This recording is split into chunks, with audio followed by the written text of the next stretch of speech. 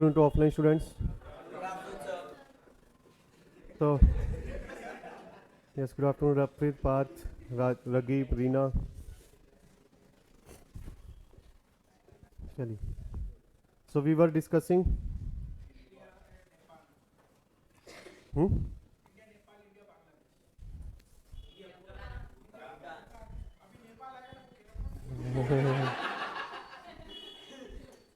So, we were discussing our neighboring countries. तो हमारा भूटान हो गया था और बांग्लादेश हो गया था. So we were at here India and Nepal.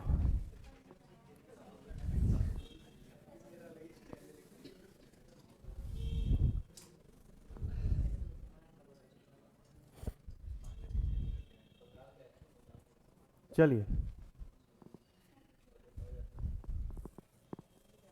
So India और नेपाल कन्वर्जेंस क्या है दोनों में? Geographical location. 3 साइड से इंडिया बॉर्डर कर रहा है. Nepal is a landlocked country और इसको लैंडलॉक बना रहा है इंडिया एंड चाइना, है ना. और religion Hinduism and Buddhism. Lumbini the birth place of Buddha is located in Nepal. Jainism का भी थोड़ा इन्फ्लुएंस आपको नेपाल में मिलेगा. और कल्चरल सिमिलरिटी हिंदू रिलीजन में ही आ जाएगा कि पिलग्रिम सेंटर्स हैं कई नेपाल में हिंदू, जैसे जनकपुर है माता जानकी का, है ना. और पशुपतिनाथ टेम्पल हो तो मानसरोवर तो चाइना में आ गया ना. नेपाल से थोड़ा लिंकेज है. हम्म? थोड़ा आगे आगे आ जाओ. तो, तो बोथ आर डेवलपिंग इकोनॉमीज. अब डेमोक्रेसीज भी होगी, पहले नहीं थी. पहले मोनार्की थी नेपाल. और सिक्योरिटी कोऑपरेशन, आप वो तो कोऑपरेशन में आ जाएगा. कन्वर्जेंस में आप डालोगे कि गोरखा सोल्जर्स वो नेपाल की आर्मी में भी हैं और इंडिया की आर्मी में भी हैं. और सेकुलर नेशन, पहले नेपाल क्या था? हिंदू राष्ट्र, द सोल हिंदू राष्ट्र ऑफ द वर्ल्ड. तो अब सेकुलर कंट्री हो गया है. बहुत आर रिपब्लिक्स, फेडरल एक्सेट्रा, ये सब आप डाल सकते हो. और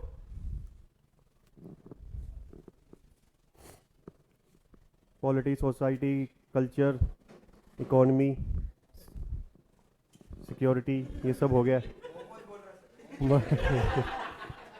तो फूड हैबिट्स, है ना, वो सिमिलर है. हाँ, कल्चर में ही आ जाएगा. वो तो नेपाल, तो Tibet and Nepal are different. Tibetans and Nepalese are different. और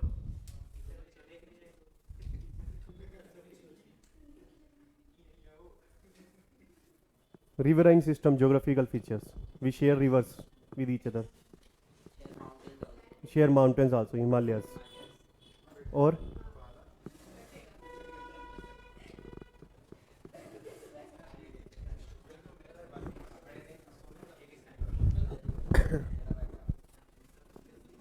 चलिए, ये होगी कन्वर्जेंस. अब चलते हैं बैकग्राउंड.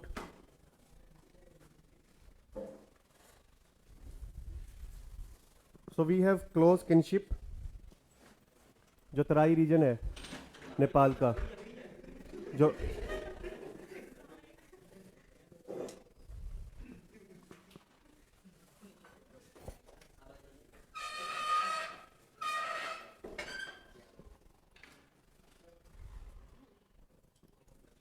जो तराई रीजन है, जो ये लोअर नेपाल है और जो यूपी बिहार का रीजन है, दे शेयर क्लोज किनशिप रिलेशंस. जो वहाँ पे मधेसीज रहते हैं नेपाल में, और जो इंडियन साइड में जो यूपी बिहार में है, वहाँ पे उनका रोटी बेटे का रिश्ता है. They sit together, they cook together, they eat together, they dine together and also they marry with each other, not together. So,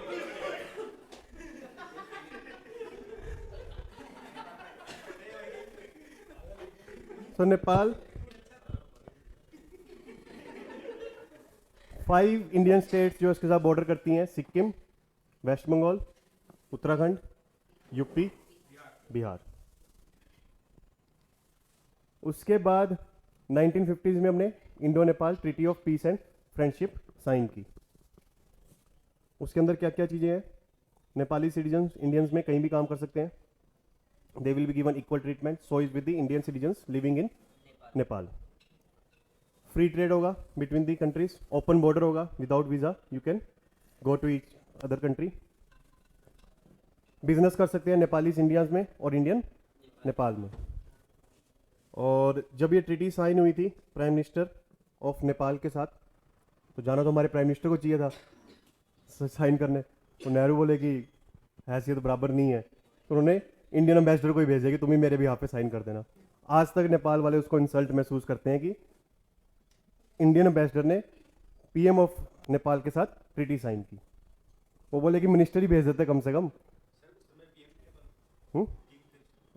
constitutional monarchy थी ना,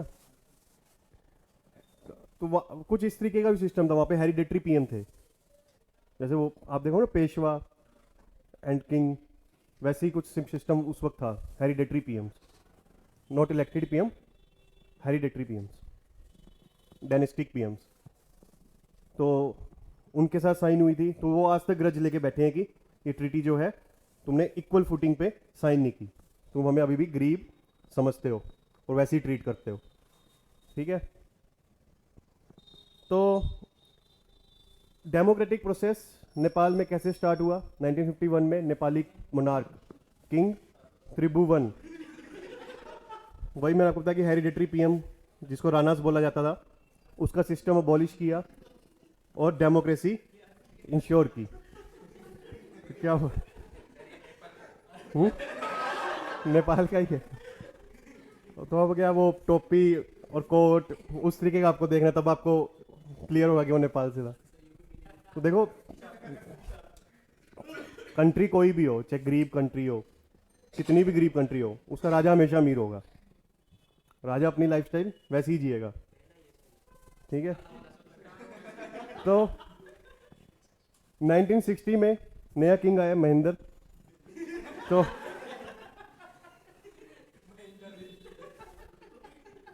तो ही सेड कि मैं डेमोक्रेसी को ग्रास रूट लेवल पर लेके जाना चाहता हूँ। ये ट्रू डेमोक्रेसी नहीं है, जो cabinet form of government introduce की वो ट्रू गवर्नमेंट नहीं है, ट्रू डेमोक्रेसी नहीं है, उसको मैं ग्रास रूट लेवल पे लेके जाऊंगा, इसलिए मैं कैबिनेट सिस्टम खत्म कर रहा हूँ, फिर से मोनार्की इंट्रोड्यूस कर रहा हूँ।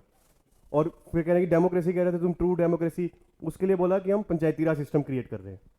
तो उसने सेंटर स्टेट लेवल पे डेमोक्रेसी खत्म कर दी और ग्रास रूट लेवल पे डेमोक्रेसी को लेके आए थ्रू पंचायत सिस्टम। तो बेसिकली क्या हुआ, मोनार्की फिर से पावर में आ गई।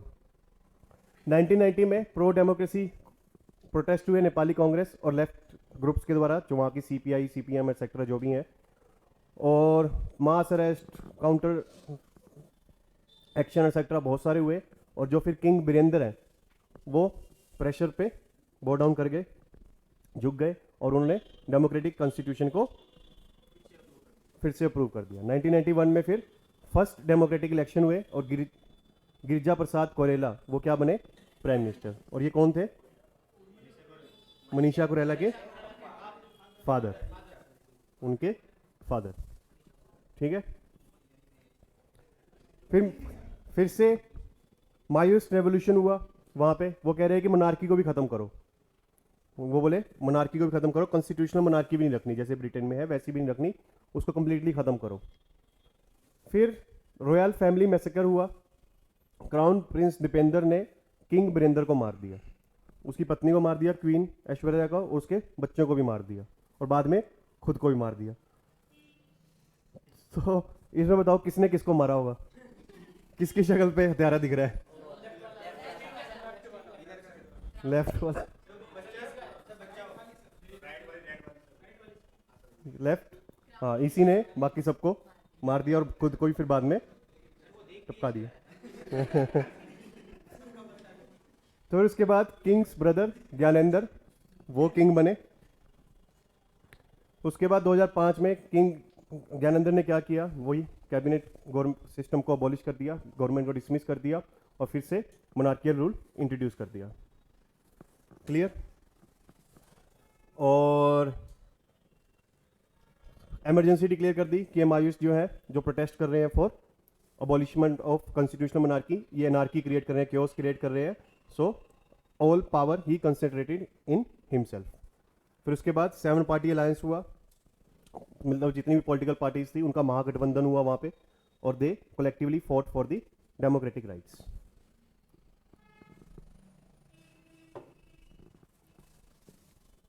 तो फिर प्रोटेस्ट चलता रहा।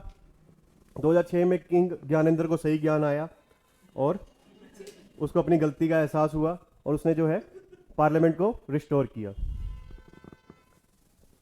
और पार्लियामेंट ने वोट किया कि किंग्स की पावर को कम किया जाएगा। 2006 में पीस डील साइन हुई मायूस के साथ। 2007 जनवरी में मायूस जो है वो पार्लियामेंट के अंदर एंटर हुए एज मेंबर्स, लेकिन 2007 में जाके जो है मोनार्की फाइनली अबॉलिश हुई। तो फिर नेपाल क्या बन गया, मोनार्क से डेमोक्रेटिक तो पहले से था, रिपब्लिक। रिपब्लिक रिपब्लिक वो देश होता है जो head of state elected one होता है, हेरिडेटरी कोई ऑफिस होल्ड नहीं करता। तो फिर उसके बाद कॉन्स्टिट्यूएंट असेंबली बनाएगी नेपाल की, और उसमें किसी भी पॉलिटिकल पार्टी को मेजोरिटी नहीं मिली। नेपाल वाले इंडिया वालों का मजाक उड़ा रहे थे कि तुमने 2 साल 11 महीने 18 दिन लिए कॉन्स्टिट्यूशन बनाने के, इतना ज़्यादा टाइम, हम उससे आधे से भी कम टाइम में कॉन्स्टिट्यूशन बना के दिखाएंगे, उससे भी अच्छा कॉन्स्टिट्यूशन बना के दिखाएंगे जिसमें कोई हमारे कम्युनिटी ग्रुप प्रोटेस्ट नहीं करेगा। तो फिर उन्होंने जो है चैलेंज लिया। रामबरन यादव उसके बाद जो है फर्स्ट प्रेसिडेंट बने, तो वहाँ पे भी यादव बन रहे हैं प्रेसिडेंट, यूपी से कनेक्टेड है तो यादव इन्फ्लुएंस आपको दिखेगा ही। फिर उसके बाद 2008 में पुष्पक कमल दहाल, वो जो है जिनको प्रचंडा भी बोला जाता है नेपाली कांग्रेस से, वो जो है वहाँ के जो है प्राइम मिनिस्टर बने।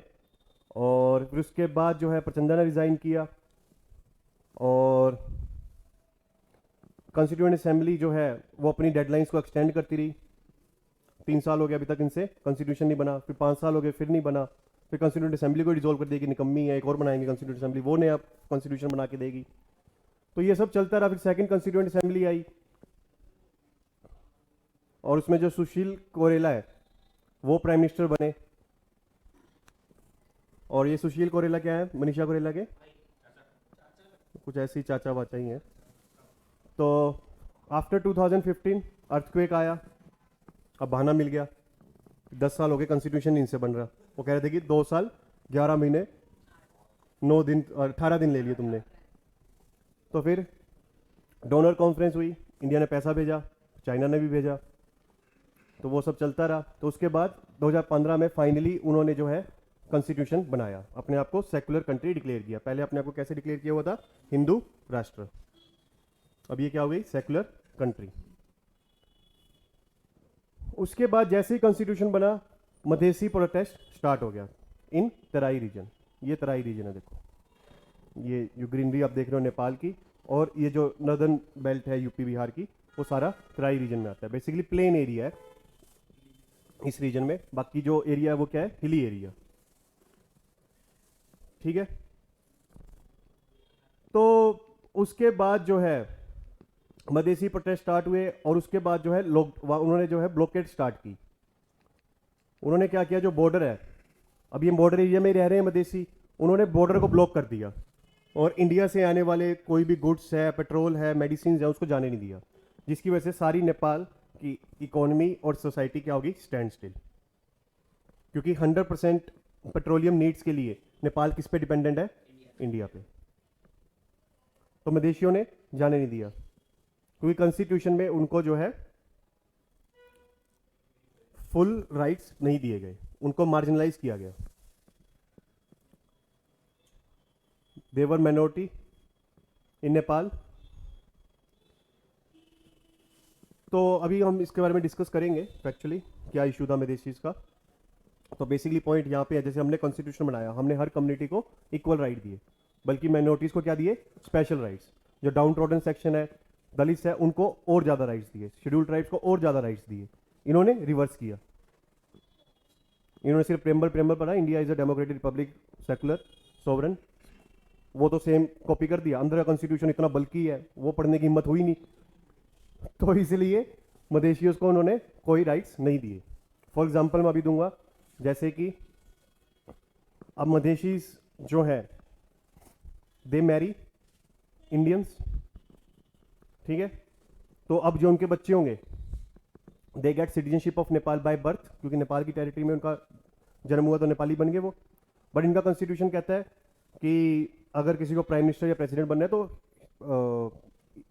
He should be citizenship by decent, मतलब पेरेंट्स भी नेपाली होने चाहिए। तो इट्स अगेंस्ट मदेशीज, उन्हीं को डिसएम्पावर करने के लिए ये प्रोविजन डाला गया। तो इसलिए मदेशीज क्या करने लगे, protest that we should be given equal political rights. तो फिर उस दौरान जो है फिर नेपाली पॉपुलेशन बहुत ज़्यादा हर्ट हुई थी, जेन्युइनली हर्ट हुई थी। चाहे वो मदेशीज ने किया, वैसे इंडिया ने तो नहीं किया, किया भी होगा तो हम कभी मानेंगे नहीं। तो इंडिया ने नहीं किया, मदेशीज नहीं किया था, उससे जेन्युइनली जो है नेपाली पीपल गेट हर्टेड। तो उसके बाद एंटी इंडिया सेंटिमेंट्स जो है काफ़ी स्ट्रॉन्ग हो गए थे। तो इसीलिए फिर केपी ओली जो है प्राइम मिनिस्टर बने। He has utilize the anti India sentiments, Nepali nationalism को जगाया, इजीली वोट गेन किए, जीता इलेक्शन। और उसके बाद जो है 2016 में फिर से जो है आप देख सकते हो कि उन्होंने रिजाइन किया, फिर से इलेक्शन लड़ा, फिर से जीत के आए केपी ओली।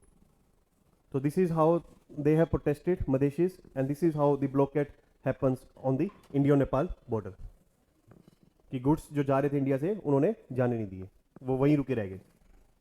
क्लियर है?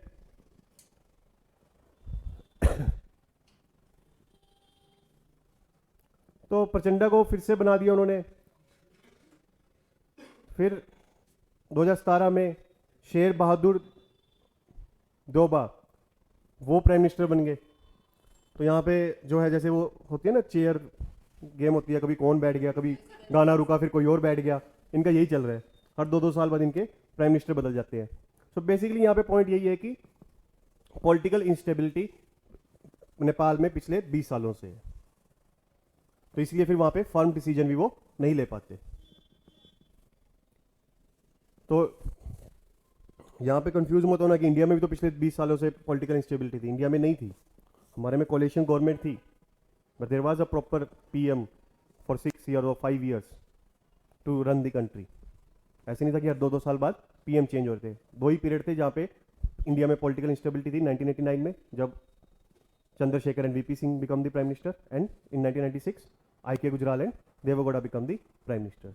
अदरवाइज नरसिम्हा राव का हो या अटल बिहारी वाजपेयी का हो या मनमोहन सिंह का हो, वो पॉलिटिकली स्टेबल जो है पीरियड था। इट वाज पॉलिटिक, आप उस गवर्नमेंट को वीक बोल सकते हो, कोलिशन गवर्नमेंट थी, वीक थी, but it was not a unstable government. Clear है?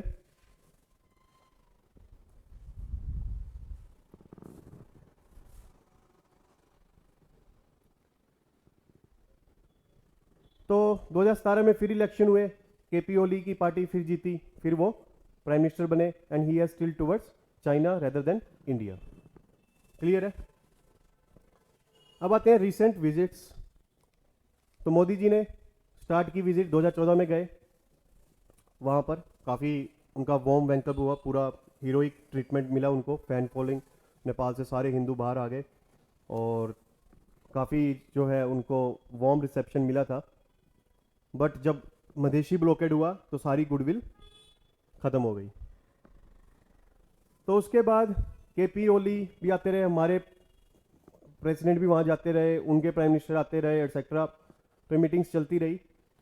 तो अब आते हैं हम security cooperation with India Nepal. सबसे पहले कि एक तो नेपाल को हम डिफेंस इक्विपमेंट्स दे रहे हैं, उनको ट्रेनिंग भी दे रहे हैं। हमारी इंडियन मिलिट्री एकेडमी में नेपाली सोल्जर्स ट्रेंड होते हैं।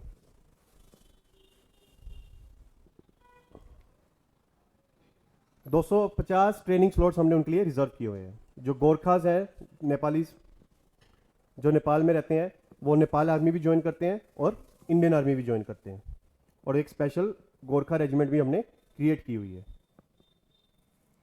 क्लियर? तो one of the bravest regiment है ये। और आई थिंक वो फेमस कोट तो आप सभी ने सुना ही होगा सैम मानेकशॉ का कि if you do not fear death either you are lying or you are Gorkha. ठीक है, तो अब Nepali citizens are working in Indian army. आप सभी को पता है क्यों करते हैं वो? सैलरी अच्छी मिलती है, ज़्यादा मिलती है, पर्क्स प्रिविलेजेस ज़्यादा है। और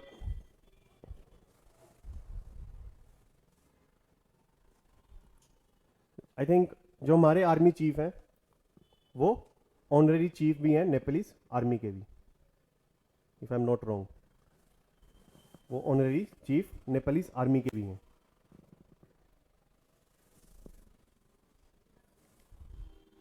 और जॉइंट एक्सरसाइज का क्या नाम है हमारे? सूर्य किरण। अब आते हैं water resources, riverine system share करते हैं हम with Nepal. 250 small and large reverse जो है वो नेपाल से इंडिया आती हैं। So there is huge potential for tapping hydro power in Nepal.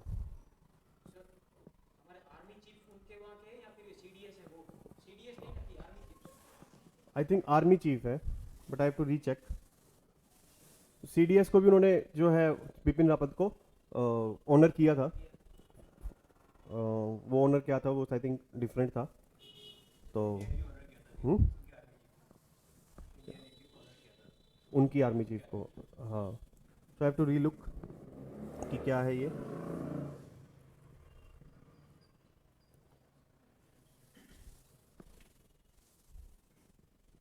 So like in we have discussed in Bhutan कि भूटान के लिए जो हाइड्रो पावर है वो जैसे सऊदी अरेबिया के लिए ऑयल एंड गैस प्रूव हुआ वैसे ही सेम प्रूव हो सकता है, वैसे ही नेपाल के लिए हो सकता है। तो नेपाल की जो गरीबी है वो उसकी हाइड्रो पावर रिमूव कर सकती है अगर वो उसको सही से टैप करे। बट भूटान उसमें समझदार है कि वो फिर भी प्रोजेक्ट्स को स्पीडली एग्जीक्यूट करवाता है, लेकिन नेपाल जो है उस पर पॉलिटिक्स कहता है कि इंडिया वाले आ रहे हैं, इंडिया वाले इन्वेस्टमेंट कर रहे हैं, इंडिया पे हम डिपेंडेंट होते जा रहे हैं, इंडिया को इससे बेनिफिट होगा, नेपाल को नुकसान होगा, नेपाल की इन्वायरमेंट को नुकसान होगा, नेपाल की इकोनॉमी को नुकसान होगा, एटसेट्रा एटसेट्रा। तो उस पर उस तरीके से वो क्या कर रहे हैं, खुद के पाँव पे खुद ही कुल्हाड़ी मार रहे हैं। और इंडिया को भी देखो हाइड्रो पावर तो चाहिए चाहिए, उसको जो है इन रिवर्स को कंट्रोल भी करना है, रेगुलेट भी करना है। क्यों? Because it cause floods in India, because India is lower riparian state and Nepal is upper riparian state। और बिहार की जो फेमस रिवर है कौन सी? कोसी, सोर ऑफ बिहार। उसको तो आप वो रिवर जो है हर साल फ्लड करती है और वो कंट्रोल तभी हो सकती है जब आप नेपाल से उसको कंट्रोल करोगे थ्रू बिल्डिंग सम डैम्स और बैराज एक्सेट्रा।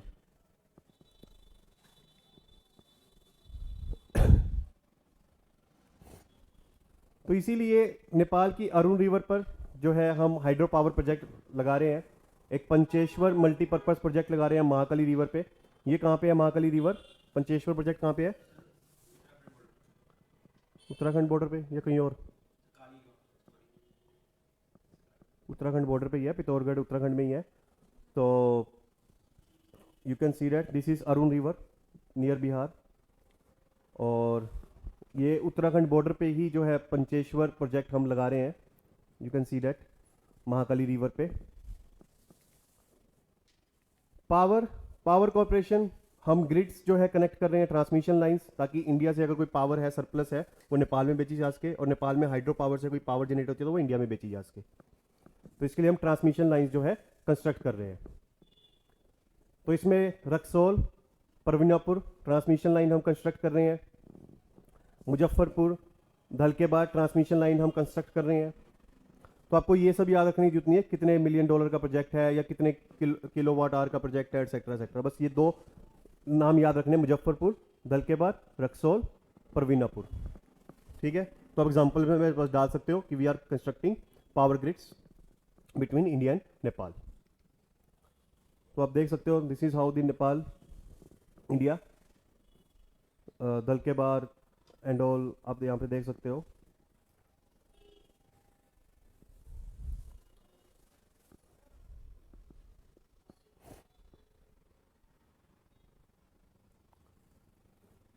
तो रक्सौल कहाँ पे है? बिहार में। यस। तो इंडिया से अभी नेपाल में 400 मेगावाट की जो है इलेक्ट्रिसिटी जा रही है। और अब आते हैं ट्रेड पे। ट्रेड जो है देखो, नेपाल जो है इंडिया को एक्सपोर्ट्स कर रहा है, और वो जो है 1996 से अब लगभग आप मान सकते हो कि 7 टाइम्स जो है बायलेटरल ट्रेड बढ़ा है। पहले बायलेटरल ट्रेड जो है नेपाल का इंडिया के साथ 29% था, अब वो बढ़कर 61% हो गया। बाकी वो ट्रेड किसके साथ कर रहा होगा? भूटान के साथ, बांग्लादेश के साथ, या through Kolkata port with other countries of the world also. वो जो treaty of peace and friendship है उसमें ये भी अलाउड किया गया था कि नेपाल जो है हमारे पोर्ट्स को इस्तेमाल कर सकता है to import and export with other countries. Bilateral trade जो है वो इंक्रीज हुआ है फ्रॉम 1700 करोड़ टू 3200 करोड़। तो आपको याद नहीं होता तो कोई याद नहीं है, बस एक ही फिगर याद रख लेना कि 61% है नेपाल का एक्सटर्नल ट्रेड विद इंडिया। जो उसका टोटल ट्रेड है उसका 61% किसके साथ है? सिर्फ और सिर्फ इंडिया के साथ। तो इंडिया की डिपेंडेंसी उसकी बहुत ज़्यादा है। और 40% जो उसकी एफडीआई आ रही है वो कहाँ से आ रही है? इंडिया से आ रही है। तो उसमें हमारी टाटा ने, डाबर ने, Hindustan Unilever, SBI, LIC, PNB, Asian paints, GMR, सब ने वहाँ पे इन्वेस्टमेंट की हुई है। Clear?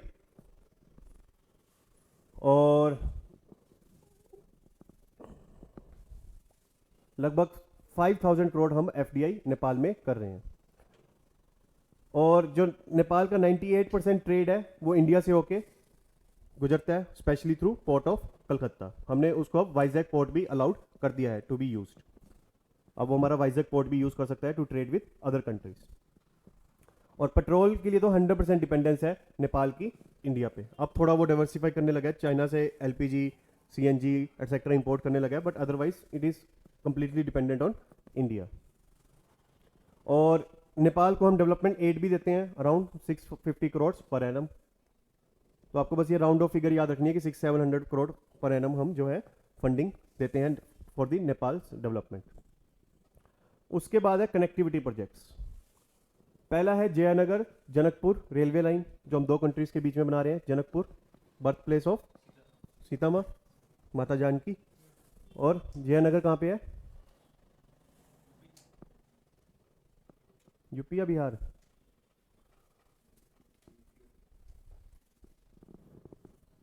That is Janakpur, this is Jaynagar.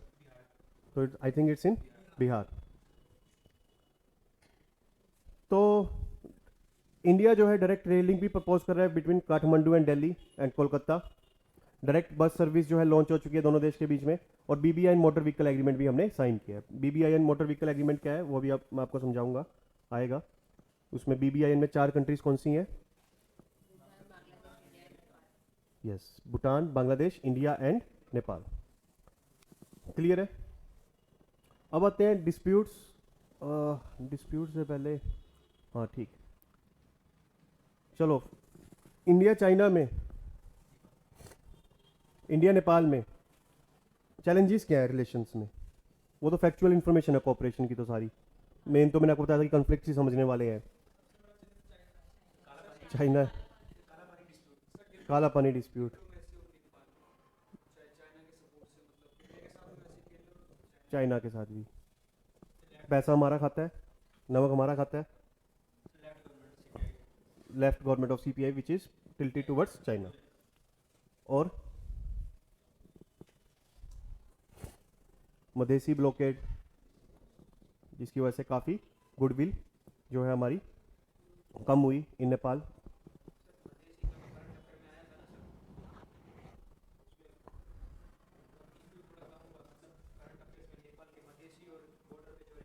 तो उसमें क्या हुआ? नहीं नहीं, वो तो हुआ ही है ऑब्वियसली। अब तो सारी जो गुड्स की जो ट्रांसपोर्ट है वो रिजॉल्व हो चुकी है, रिज्यूम हो चुकी है, नो डाउट। बट उसकी वजह से एक लो तो आया था ना रिलेशन में। अब हम धीरे धीरे वापस ऊपर जा रहे हैं। वो एक सेटबैक तो था ही बिटवीन इंडिया और नेपाल रिलेशन, जो मोदी ने 2014 में जाके एक गुडविल क्रिएट की थी, वो सारी रिवर्स हो गई थी because of Madhesi blockade.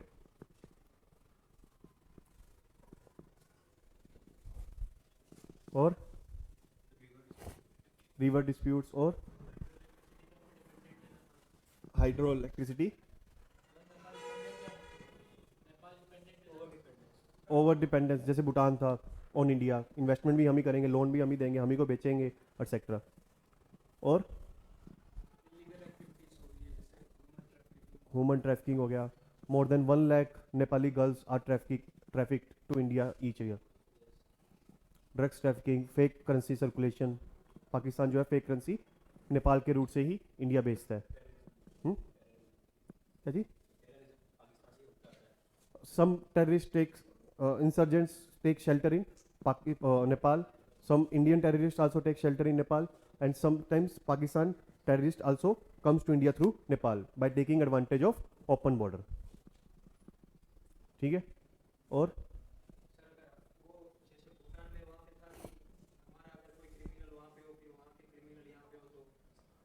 Extradition, extradition treaty तो है हमारी with Nepal, but they take advantage कि ओपन बॉर्डर है और वहाँ के गांवों में या जंगलों में जाके छुप जाए, पहाड़ों में जाके छुप जाए, तो then it become difficult to locate them, to find them. और क्या सुना है करंट अफेयर में? टूरिज्म चैलेंजेस पता नहीं ना, tourism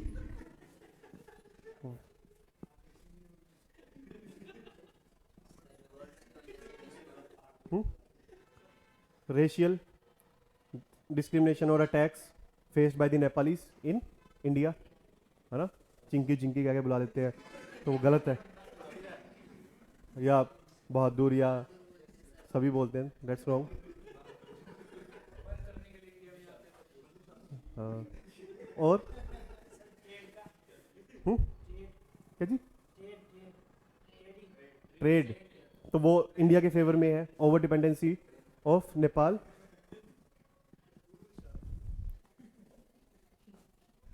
over dependence of Nepal for trade and investment on India. Geographical barrier, Nepal तीनों साइड से लैंडलॉक्ड है, उसको अगर सी एक्सेस करने तो इंडिया से ही कर सकता है, और वो हमेशा नेपाल के डिसएडवांटेज में ही रहेगा, इंडिया के एक स्ट्रेटेजिक एडवांटेज है। और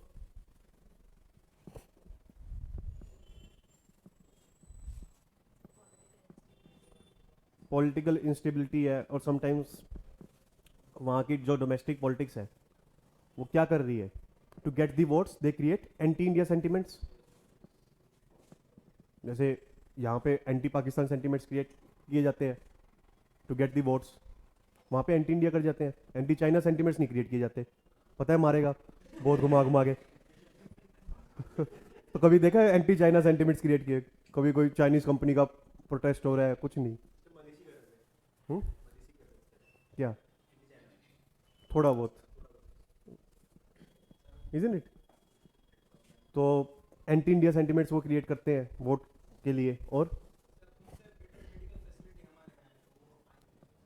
तो चैलेंज, तो ओवरबर्डन करेंगे हमारे हॉस्पिटल्स को, पॉलिटिकल इंस्टेबिलिटी में ही आ जाएगा वो, है ना? That is not good for our neighbourhood. और treaty of peace and friendship, उसमें क्या कमी है? अच्छा, ग्रज है कि हम इंफीरियर ट्रीट करते हैं नेपाल को, इंफीरियरिटी कॉम्प्लेक्स लेके बैठा है वो। दार्जिलिंग कैसे? एंड नहीं, वो कल पानी वाले का ही है मेन तो डिस्प्यूट। दार्जिलिंग और समटाइम्स दे क्लेम, चलो डाल सकते हो वो कि sometimes Gorkhas living in Darjeeling demand that they should be made part of Nepal. और कोई?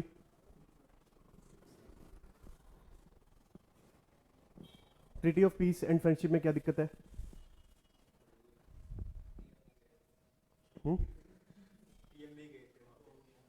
नहीं, वो तो हो गया, एक ही है, तो और भी तो उसमें सब्सटैंटिव पॉइंट था वो तो, थोड़े से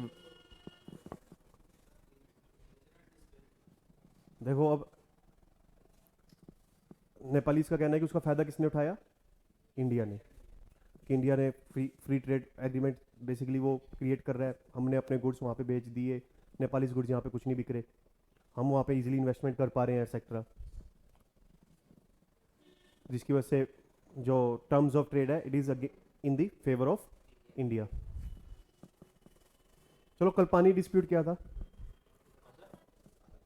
काला पानी था, कल पानी था वो, काला पानी, काला पानी तो उसको बोलते हैं ना अंडमान निकोबार की जेल को, अलीपू लेक लेक, हाँ उसमें डिस्प्यूट में क्या था उसमें,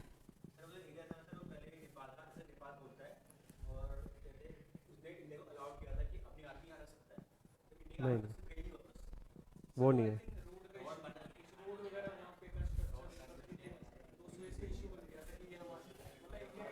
वो तो ट्रिगरिंग पॉइंट था कि हम रोड कंस्ट्रक्ट कर रहे थे वहाँ पे, वो तो रेलेवेंस होगी उसकी, डिस्प्यूट क्या था, हाँ ये डिस्प्यूट है, कट शॉट हमारी टेरिटरी मांग रहे हैं। देखो क्या हुआ था कि 1816 में ट्रीटी ऑफ संगोली हुआ था, 16 treaty of Sangolli between Britishers and Nepal, उसमें उन्होंने बॉर्डर्स डिमार्केट किए थे, ठीक है, संगोली SANGUI ठीक है, तो 1816 में हुई थी वो, उसमें जो है बॉर्डर डिमार्केट किए गए थे, उसमें बोले कि जो काली रिवर है जो उत्तराखंड से फ्लो करती है, उसके वेस्ट में इंडिया, ईस्ट में नेपाल, क्लियर है, कोई दिक्कत नहीं है, Kali river act as a border between India and Nepal. अब प्रॉब्लम क्या है, एक तो ये है कि काली रिवर अपना कोर्स चेंज करती रहती है, तो उसके साथ क्या हुआ, फिर बॉर्डर चेंज हो गया। सेकंड मेन जो था वो था इंटरप्रिटेशन, वो था इंटरप्रिटेशन। अब जैसे क्या था,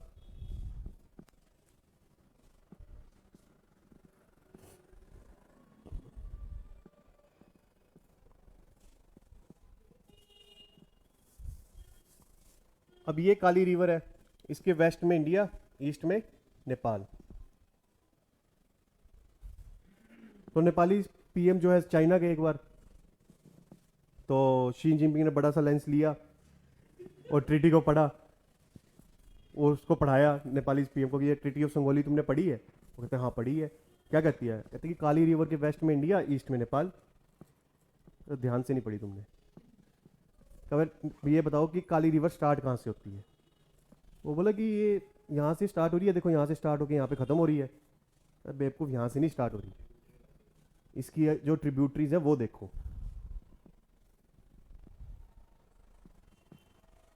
तुम इंडिया को बोलो कि काली रिवर यहाँ से स्टार्ट हो रही है, तो नेपाल को यहाँ से क्या होगा, टेरिटरी गेन होगी ना, क्योंकि वो क्या करेगी, इस री इंटरप्रिटेशन से ट्रीटी का उसको टेरिटरी गेन होगी। फिर नेपाल को क्या बेनिफिट है इससे, कि जो 2-4 एकड़ उसको ज़्यादा ज़मीन मिल जाएगी।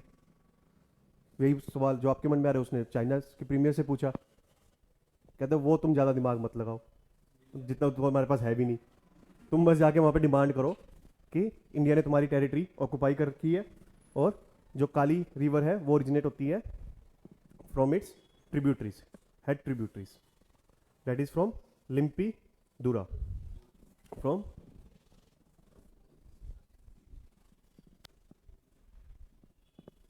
लिम्पीदूरा, लिम्पियादूरा, लिम्पियादूरा रीजन है, वहां से वो बोल रहे हैं काली रिवर स्टार्ट हो रही है। हम कह रहे हैं कि काली रिवर यहां से स्टार्ट होती है, जहां पे वो ट्रिब्यूटरीज मर्ज होके काली रिवर बना रही है। तो चाइना का इससे क्या बेनिफिट था, क्योंकि यहां पर क्या था, जैसे मान लीजिए क्या है कि एक माउंटेन है, माउंटेन के ऊपर कौन बैठा है, इंडिया, और वो वहां से, ये ट्राई जंक्शन है बेसिकली, ट्राई बॉर्डर है, यहाँ पे चाइना का बॉर्डर भी आता है, नेपाल का भी आता है, इंडिया का भी आता है, तो इंडिया ऊपर बैठा है, तो वो जो है पूरे चाइना के बॉर्डर एरिया को और नेपाल के बॉर्डर एरिया को देख सकता है। अगर चाइनीज मिलिट्री मान लीजिए आ रही है तो इंडिया वाले पहले ही तैयार हो जाएंगे। दूसरा, ऊपर से अगर बम गिरेंगे तो Chinese military is at disadvantage. समझ रहे हो? तो अब अगर ये एरिया पूरा चला जाता है नेपाल के जुरिस्डिक्शन में तो हम ये strategic border access point lose कर जाएंगे। That was the issue.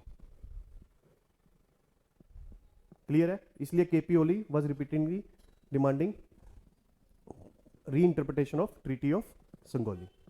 इसलिए वो अपने मैप्स में जो है इस एरिया को नेपाल की टेरिटरी का पार्ट दिखा रहे थे। क्लियर? समझे? तो ये जो था वो था काला पानी इशू। और यहां पे एक लिपुलेक पास भी जाता है,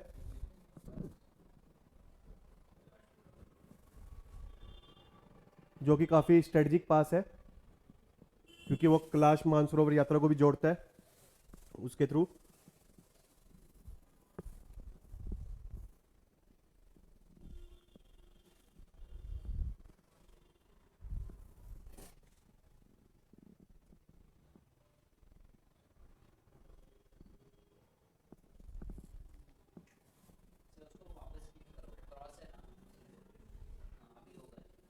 ठीक, चलिए समझ आया आपको काला पानी? चलिए मैं ऑनलाइन स्टूडेंट्स के डाउट्स देख कमेंट्स देख लेता हूँ। चलो एक बार ये पहले चैलेंजेस खत्म कर लेते हैं फिर देखते हैं। तो पहला डिस्प्यूट है बॉर्डर। वही काला पानी एरिया का जो मेनली डिस्प्यूट है, काली रिवर कह लो या महाकाली रिवर कह लो, उसकी वजह से वो मैंने आपको एक्सप्लेन कर दिया। तो बाकी दूसरा चैलेंज है पॉलिटिकल इंस्टेबिलिटी, मदेशीज इशू। मदेशीज इशू में क्या था? देखो वहां पे 3 ग्रुप है मेनली नेपाल में। पहला है थारूस, जो वहां के नेपाल के ओरिजिनल इनहेबिटेंट्स हैं। थारूस वो कितनी पॉपुलेशन में? अराउंड 16 लाख। बाकी हैं दूसरे हैं पहाड़ी। दूसरे कौन है? पहाड़ी, जो पहाड़ों में रहते हैं। They are around 60 lakh. ठीक है। तीसरे हैं मदेशी, जो कहां पे रहते हैं? प्लेन एरिया में, यानी तराई रीजन में। And they are around 56 lakh. तो अच्छी खासी पॉपुलेशन है उनकी भी। वहां पे क्या है, जो उनकी पॉलिटिक्स है is dominated by थारूज and pahadis.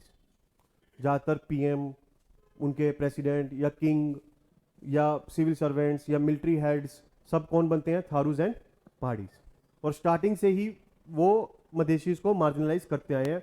उनको ज़्यादातर इंपॉर्टेंट पोजीशंस नहीं देते, ना मिनिस्ट्रीज में, ना सिविल सर्विस में, ना मिलिट्री में, ना जुडिशरी में, कहीं भी नहीं देते। ठीक है। और जो मदेशीज हैं they have culturally similar to people of UP and Bihar, especially eastern UP.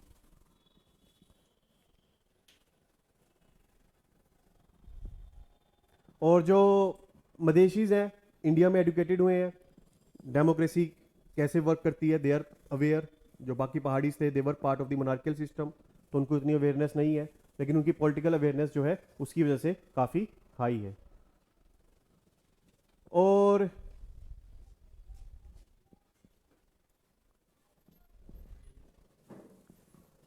तो मदेशीज जो है नेपाल के 22 डिस्ट्रिक्ट्स को कवर करते हैं, 17% कंट्रीज के एरिया को और 50% उनकी पॉपुलेशन को। तो पॉपुलेशन तो बहुत अच्छी खासी है इनकी।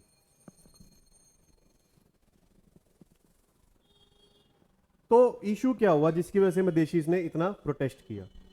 वैसे तो हिस्टोरिकली मार्जिनलाइज थे वो, बट ट्रिगरिंग फैक्टर क्या था? जो उनका कॉन्स्टिट्यूशन उन्होंने जो क्रिएट किया, उन्होंने नेपाल को 7 स्टेट्स में डिवाइड किया। और 7 स्टेट में इस तरीके से डिवाइड किया कि मदेशीज हर स्टेट में क्या हो गए? Minorities. Minorities means less in number, जिसकी वजह से कोई मदेशी सीएम बन ही नहीं सकता, कोई मदेशी एमएलए नहीं बन सकता, कोई मदेशी एमपी नहीं बन पाएगा। जब ये नहीं बन पाएंगे तो वो उनकी सोशियो इकोनॉमिक नीड्स को फुलफिल भी नहीं करेंगे पॉलिटिशियंस। आप समझे? उनका वोट बैंक ही नहीं बन रहा। इसको वैसे पॉलिटी में क्या बोलते हैं? एक टर्म है, इस चीज को क्या बोलते हैं? गैरी मैंड्रिंग, इसको क्या बोलते हैं? गैरी मैंड्रिंग।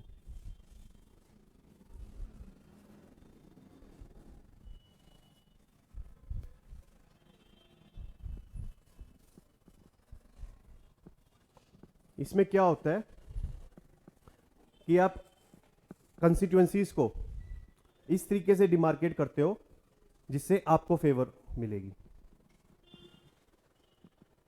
अब जैसे जम्मू एंड कश्मीर में जो असेंबली कंस्टिट्यूएंसी है उनकी रीडिमार्केशन होगी, तो नेशनल कॉन्फ्रेंस और पीडीपी क्या करिए कि वो इस तरीके से डिमार्केट करेंगे जिससे बीजेपी को फायदा होगा। वो क्या रखेंगे, हर कंस्टिट्यूएंसी में हिंदूज की मेजोरिटी रखेंगे, मुस्लिम्स की माइनॉरिटीज में रखेंगे उसको, है ना। वो इस तरीके से डिमार्केट करेंगे, तो इसको क्या बोलते हैं? गैरी मैंड्रिंग। तो वो जो स्टेट्स का क्रिएशन हुआ है इन नेपाल, वो किसने किया है? पहाड़ीज एंड थरूज ने। तो उन्होंने इस तरीके से स्टेट्स डिवाइड किए जिससे मधेशीज जो है माइनॉरिटीज में हो गए। समझाए? आप एक और एग्जांपल ले सकते हो। अब जैसे पंजाब हरियाणा का क्रिएशन हुआ था, ये मान लीजिए पंजाब है, ठीक है। इधर अब सिख पंजाबी स्पीकिंग पॉपुलेशन लगा लीजिए, नीचे हिंदी स्पीकिंग पॉपुलेशन थी, ये हरियाणा बन गया, ये पंजाब बन गया।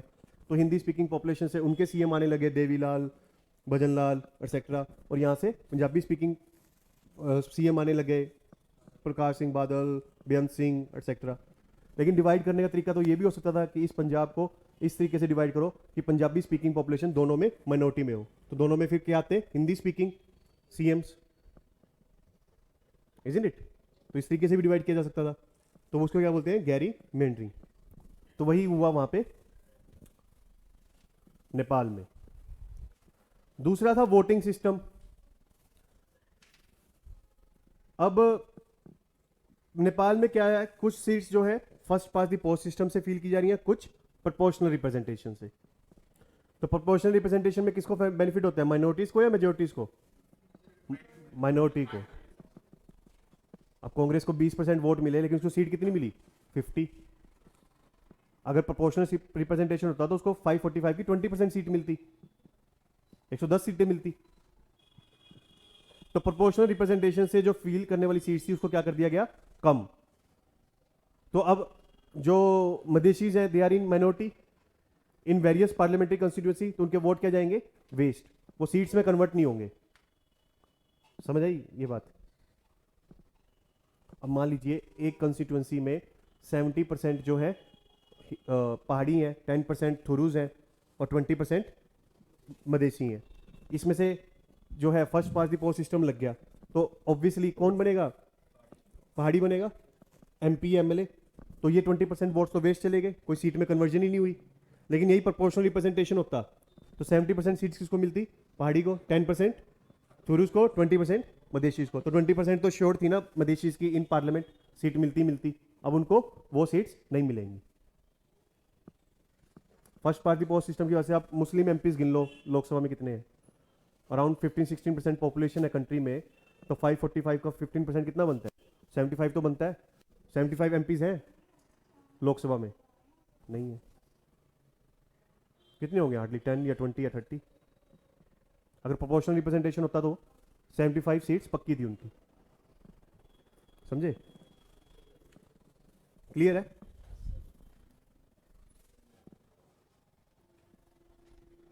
उसके बाद सिटीजनशिप इशू।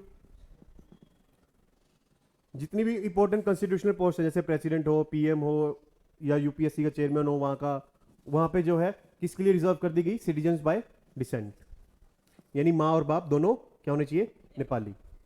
बट मधेशीज के, ज्यादातर मधेशीज के माँ बाप में से एक माँ या एक बाप कौन है? इंडियन। जिसकी वजह से Madheshis get disqualified to hold higher constitutional post. समझ आए? Again politically डिसएम्पावर्ड।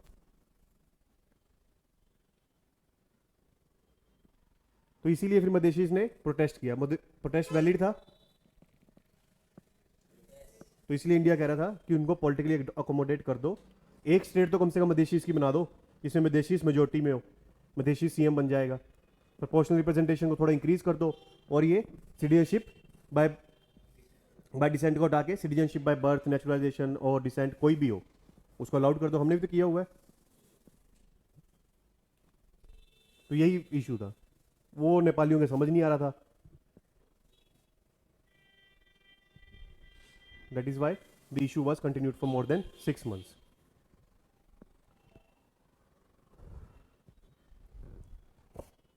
Power, despite Nepal के पास इतनी हार्ड पावर का पोटेंशियल है, अभी भी इंडिया से पावर वो इंपोर्ट कर रहे हैं,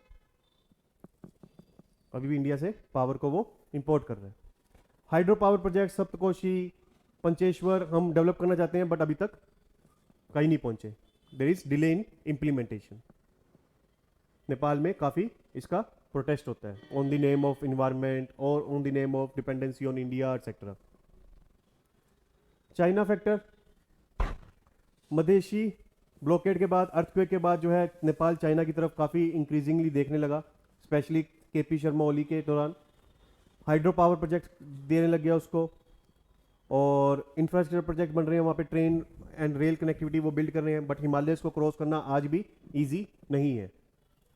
Himalayas is still a big barrier between Nepal and China relations, but फिर भी वो पूरी कोशिश कर रहे हैं कि रेल, रोड, एलपीजी, डीजल और gas connectivity between Nepal and China build हो। कल्चरल इन्फ्लुएंस चाइना जो है काफ़ी नेपाल में बढ़ा रहा है, वहाँ पे जो है मैंडरिन जो उनकी लैंग्वेज है उनको पढ़ा रहा है ताकि Nepalese can work in China.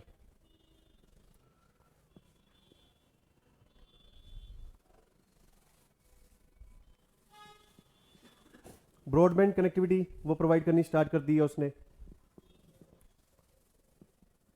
Clear है? That is also irritant. अब आते हैं BBIN फ्रेमवर्क।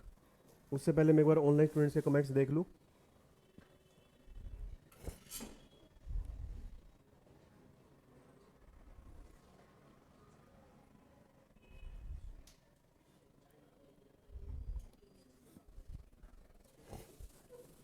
ब्रिटेन ने भी किया गोरखा रेजिमेंट, वो उसी ब्रिटेन कॉलोनियल रूल के दौरान ये सारी रेजिमेंट्स बनी हुई हैं। Sikh regiment, Gorkha regiment. We import palm oil, ये कहाँ से आ गया? Border disputes, Madhesi, China is interfering, Kalapani, anti India sentiments, China meant to build dam, ये सारा हो गया। Black water road, river flow change हो गया। Bilateral trade means, bilateral trade मतलब bilateral means between two nations, multilateral means many nations, between many nations. तो दो देशों के बीच के ट्रेड को क्या बोलते हैं? Bilateral trade. उसमें दोनों इंक्लूड करते हैं,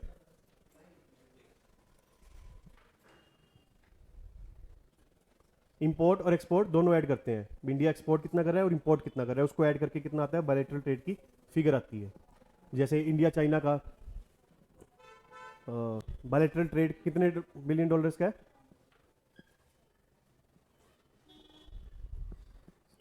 around more than 100 billion dollar I think, है ना? 18-20 बिलियन डॉलर हम करते हैं और अराउंड 80 बिलियन डॉलर हम उनसे करते हैं, तो अराउंड 100 मान ले। तो हम दोनों इंक्लूड करेंगे। इंडिया के एक्सपोर्ट कितने हैं? 20 बिलियन डॉलर रफली मान लो, और इंपोर्ट कितने हैं? 80। तो टोटल बायलैटरल ट्रेड कितना हुआ? 100 बिलियन डॉलर का। तो ट्रेड डेफिसिट कितना हुआ? इंपोर्ट माइनस एक्सपोर्ट, तो 80 माइनस 20 यानी 60 बिलियन डॉलर का हमारा क्या हुआ? Trade deficit. ठीक है?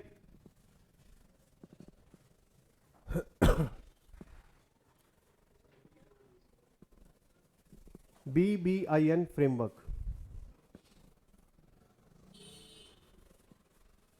तो देखो, अब ये 4 कंट्रीज हैं, भूटान, बांग्लादेश, इंडिया एंड नेपाल।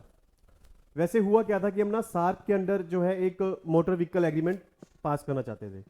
उसमें क्या था, जैसे क्या था कि जितनी भी सार्क कंट्रीज है, जैसे मान लो पाकिस्तान से प्याज आ रहे हैं, ठीक है, अब वो ट्रक में आएंगे, इंडिया के वाघा बॉर्डर पे पहुंचे सपोज, फिर यहाँ पे क्या होता है, वो अनलोडिंग होती है, इंडिया के ट्रक्स में लोड होती है, फिर वो जाएंगे सपोज बांग्लादेश तक, उसको एक्सपोर्ट करना है, तो बांग्लादेश के बॉर्डर पे जाके क्या होगा, इंडिया के ट्रक से अनलोड होगी और बांग्लादेश के ट्रक्स में लोड होगी। यही होता है। मोटर व्हीकल एग्रीमेंट में क्या था कि जो वो ट्रक्स होंगे उनको लोडिंग अनलोडिंग करने की जरूरत नहीं है। पाकिस्तान का ट्रक इंडिया से पास होते होते बांग्लादेश, भूटान, नेपाल, श्रीलंका तक कहीं भी जा सकता है। क्लियर? श्रीलंका में पोर्ट के थ्रू ही जाएगा, कभी सोचो कि सीधा जाएगा कोई तो पोर्ट तो राम सेतु अभी नहीं है तो कहने का मतलब लोडिंग एंड अनलोडिंग की जरूरत नहीं पड़ेगी, और इंपोर्ट ड्यूटी, एक्सपोर्ट ड्यूटीज या कस्टम ड्यूटीज वगैरह नहीं लगेंगी, ट्रेड बैरियर्स नहीं लगेंगे। ये मोटर व्हीकल एग्रीमेंट था। तो इससे फायदा होने वाला था पाकिस्तान को कि नहीं? पूरे रीजन को बेनिफिट होता। बट पाकिस्तान को फायदा किस में दिखता है? टेररिज्म में सिर्फ, कि वहां से जब इतनी अच्छी कमाई हो रही है तो बाकी जगह क्यों देखना कुछ और, है ना? तो इसलिए फिर पाकिस्तान ने क्या किया, बैक ऑफ विड्रॉ कर लिया। तो फिर इंडिया ने कहा कि हम तुम्हारे बिना भी चल सकते हैं, तुम कोऑपरेट करो या ना करो, हमें फर्क नहीं पड़ता। तो फिर हमने क्या साइन किया, BBIN agreement between Bhutan, Nepal, India and Bangladesh, कि हम इस पाकिस्तान को छोड़ते हैं, इसकी किसी के साथ नहीं बनती, हम अपना एग्रीमेंट करते हैं। ठीक है? तो इसमें यही था कि ट्रेड, कनेक्टिविटी, ट्रांजिट, कहने का मतलब रेल, रोड, एयरपोर्ट्स या पोर्ट्स या इनलैंड वाटरवेज, उनकी कनेक्टिविटी प्रोजेक्ट्स बनाएंगे ताकि ट्रांसपोर्ट स्मूथ हो। ट्रांसपोर्ट स्मूथ होगी तो अपने आप ट्रेड बढ़ेगा। क्लियर? पावर जनरेशन में भी इन्वेस्टमेंट कर लेंगे लगे हाथ, और उसके बाद पावर ग्रिड भी हम डेवलप करेंगे ताकि एक कंट्री में अगर सरप्लस पावर है तो दूसरे कंट्री में वो बिक सके। भूटान अगर नेपाल सरप्लस पावर प्रोड्यूस कर सकते हैं तो उसको इंडिया और बांग्लादेश में वो बेच सके। और पीपल टू पीपल कॉन्टैक्ट भी बचेगा और बढ़ेगा, टूरिज्म के लिए या रिलीजियस पिलग्रिमेज के लिए, किसी भी पर्पज़ के लिए जो लोग हैं वो आपस में ईजिली मूव ऑन कर पाएंगे जब रेल, रोड या एयर कनेक्टिविटी अच्छी होगी। समझे? तो इसमें कनेक्टिविटी प्रोजेक्ट्स हैं, इसमें व्हीकल एग्रीमेंट भी है कि लोडिंग अनलोडिंग करने की जरूरत नहीं है, एक देश का व्हीकल दूसरे व्हीकल में, दूसरे देश के टेरिटरी में घूम सकता है। तीसरा, एक देश के लोग भी दूसरे देश के टेरिटरी में घूम सकते हैं, और इससे automatically economic relation, culture relation promote होंगे। क्लियर है?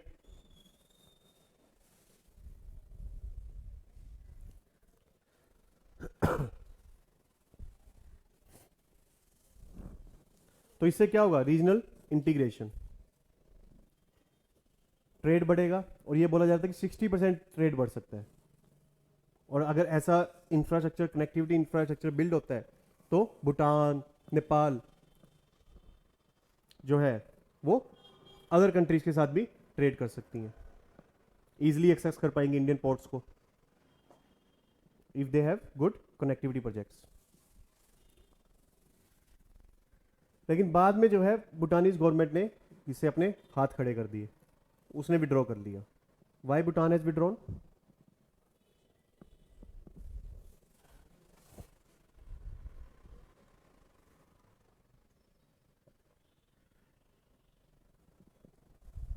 यस,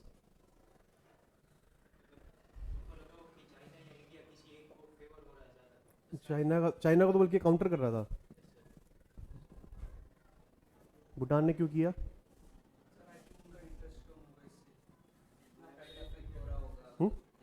इन्वायरमेंट इफेक्ट हो रहा था। भूटान का कहना है कि इससे एयर पोल्यूशन ज़्यादा होगा।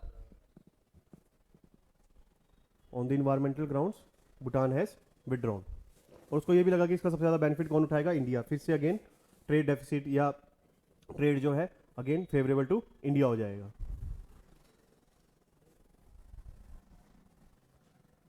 तो BBI हमें चाहिए क्यों था?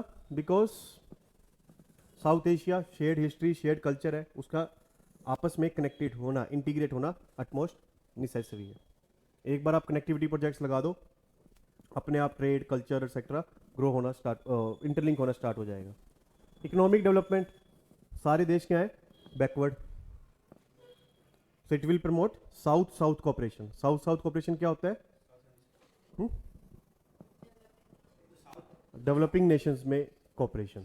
नॉर्थ नॉर्थ कोऑपरेशन क्या होता है? डेवलप्ड कंट्रीज में कोऑपरेशन। नॉर्थ साउथ कोऑपरेशन क्या होता है? डेवलप्ड एंड डेवलपिंग कंट्रीज में कोऑपरेशन। हम इसको ऐसा क्यों बोलते हैं नॉर्थ एंड साउथ? ज़्यादातर कंट्रीज जो डेवलप्ड हैं वो कहाँ पे हैं? नॉर्थ हेमिस्फीयर में। जापान नॉर्थ हेमिस्फीयर में, साउथ कोरिया नॉर्थ हेमिस्फीयर में, यूरोप नॉर्थ हेमिस्फीयर में, USA, कनाडा नॉर्थ हेमिस्फीयर में। Developing and least developed countries कहाँ है? सदर्न हाउस में है ना, Latin America, Africa, south Asia and all. South Asia तो नहीं आएगा, चलो exceptions are there.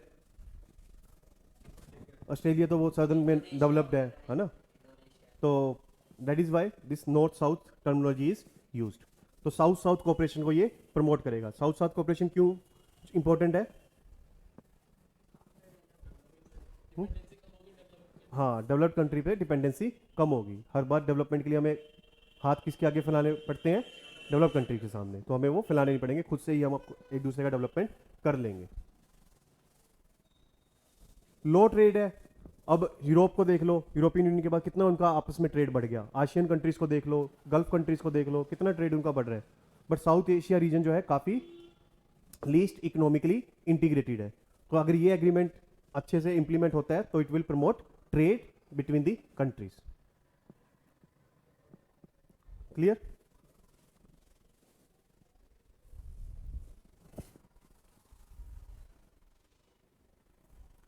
Nepal and Bhutan they can connect with the rest of the world. ये उनके लिए सबसे इंपॉर्टेंट है. अगर उनका अच्छा कनेक्टिविटी प्रोजेक्ट है, पहले से ही एग्रीमेंट अवेलेबल है जिससे थ्रू वो इंडियन रोड्स या रेलवेज या पोर्ट्स को एक्सेस कर सकते हैं, so they will have better integration with rest of world. तो उनकी इंडिया पे डिपेंडेंसी कम होती.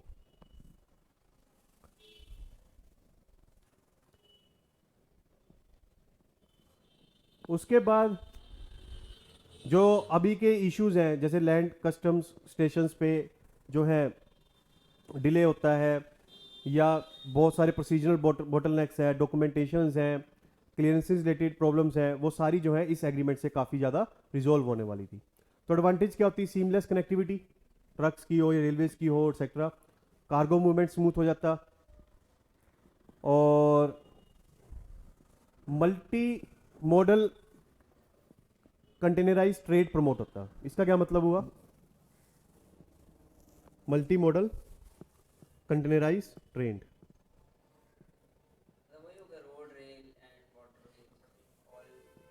हाँ, आगे सब यूज कर सकते थे वो.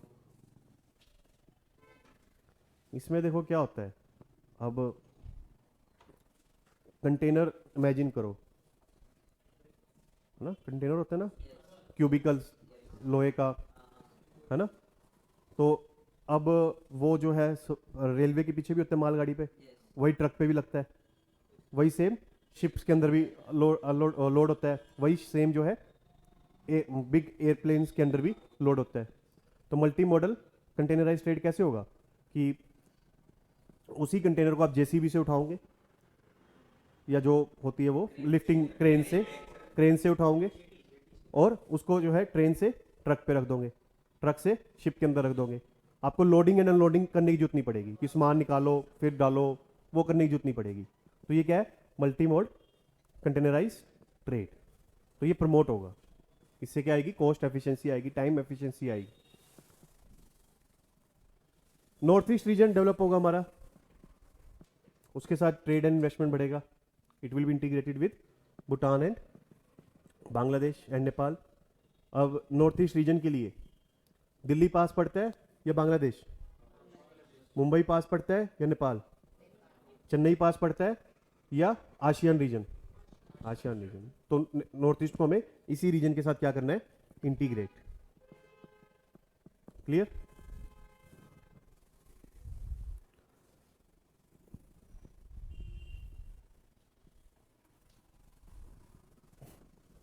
इवन भूटान एंड नेपाल को बांग्लादेश के पोर्ट्स एक्सेस होने स्टार्ट हो जाते हैं. अभी वो कोलकाता वाइजैक पोर्ट पे डिपेंडेंट है, वो नेपाल बांग्लादेश के पोर्ट्स को एक्सेस करना स्टार्ट कर देते. तो उनकी डिपेंडेंसी इंडिया पे कम होती. कल्चरल कंटेक्ट बढ़ेगा, पीपल टू पीपल कंटेक्ट बढ़ेगा, चाहे वो ट्रेड पर्पस के लिए हो, टूरिज्म पर्पस के लिए हो, रिलीजन पर्पस के लिए हो, किसी भी पर्पस के लिए हो. और सर्विसेज का भी ट्रेड बढ़ेगा यहाँ पे, logistic, shipping, banking, insurance, delivery etcetera.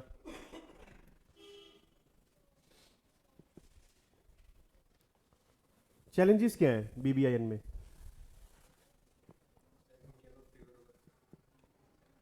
India को फेवर होगा. और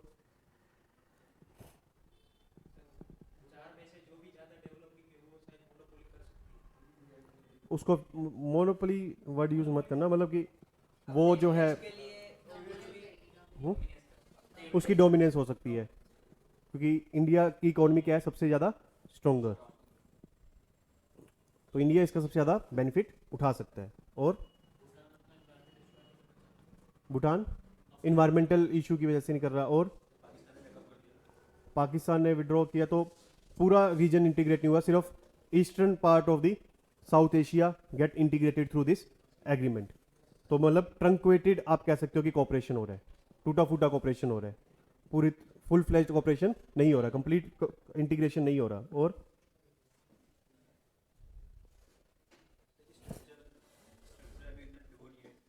अभी कनेक्टिविटी इंफ्रास्ट्रक्चर प्रोजेक्ट्स जो है अभी तक कंस्ट्रक्ट नहीं हुए हैं। और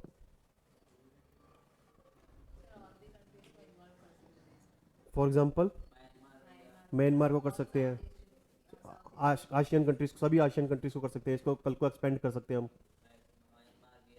वियतनाम, ये सब हो सकती है। और वीज़ा रिजीम, नेपाल भूटान को तो ओपन एक्सेस है, लेकिन बांग्लादेशियों को तो नहीं है ना, क्या उनको भी हम ओपन एक्सेस देंगे या ओपन बॉर्डर क्रिएट करेंगे? दैट्स अ प्रॉब्लम, है ना। व्हाट अबाउट इंडिया बांग्लादेश, और बांग्लादेश नेपाल, बांग्लादेश भूटान। और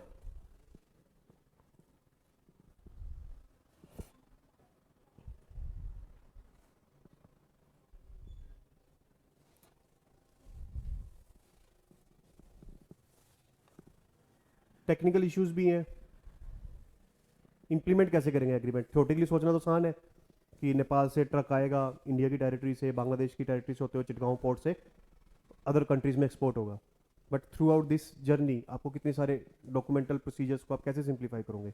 हम किसी भी ट्रक को अलाउड तो नहीं कर सकते ना कि नेपाल से आए और हमारी टेरिटरी को यूज़ करते हुए बांग्लादेश तक पहुंच जाए। We need to verify what is there in that particular truck. तो हम मतलब कि डॉक्यूमेंटेशनल सिंप्लीफिकेशन कैसे करेंगे, प्रोसीजर सिंप्लीफिकेशन कैसे करेंगे, और एट द सेम टाइम हमारी जो सिक्योरिटी नीड्स हैं उसको कैसे बैलेंस करेंगे?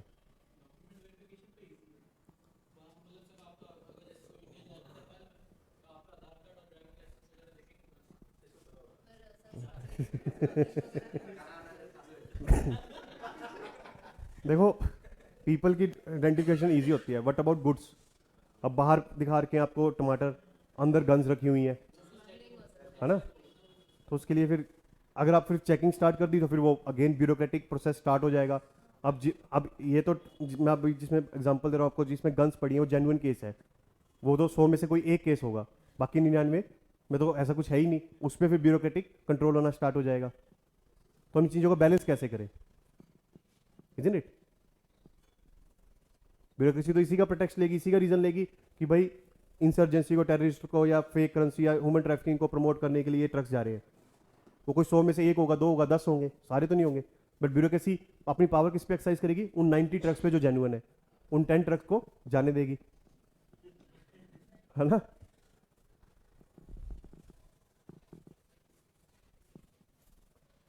ऊपर से सभी डेवलपिंग कंट्रीज हैं तो कस्टम ड्यूटीज को अभी भी छोड़ना नहीं चाहती, हाई इंपोज करना चाहती हैं।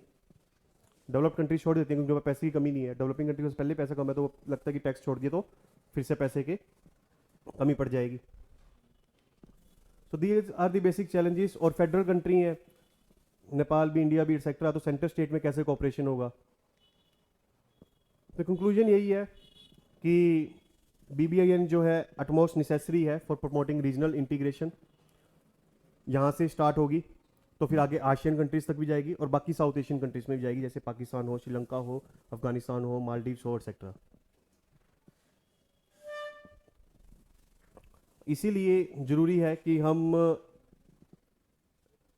इंफ्रास्ट्रक्चर प्रोजेक्ट्स जल्द से डेवलप करें और जो प्रोसीजरल या डॉक्यूमेंटेशनल बोटलनेक्स है उसको through negotiations with respective countries remove करें ताकि ट्रेड एंड इन्वेस्टमेंट रीजन में बढ़े।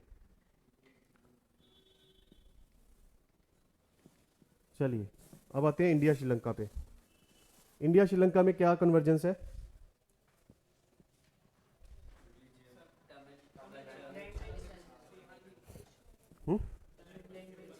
तमिल लैंग्वेज,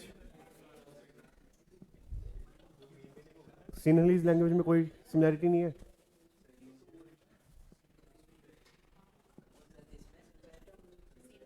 सिनहलीज जो श्रीलंका में है, बोली जाती है बाय बुद्धिस्ट मेजॉरिटी पॉपुलेशन। बताओ, उसका कोई इंडियन लिंक नहीं है? किससे है?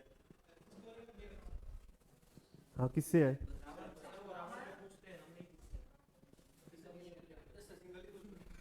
नहीं, सिनहलीज का इंडियन लिंकेज कैसे है? वो भी आजकल वो एक गाना भी तो फेमस होता है ना सिनहलीज में। हाँ, वाई, हाँ, तो why it become popular in India? Because Sinhalese language has some connection with Indian languages. कौन से माइग्रेंट्स गए थे?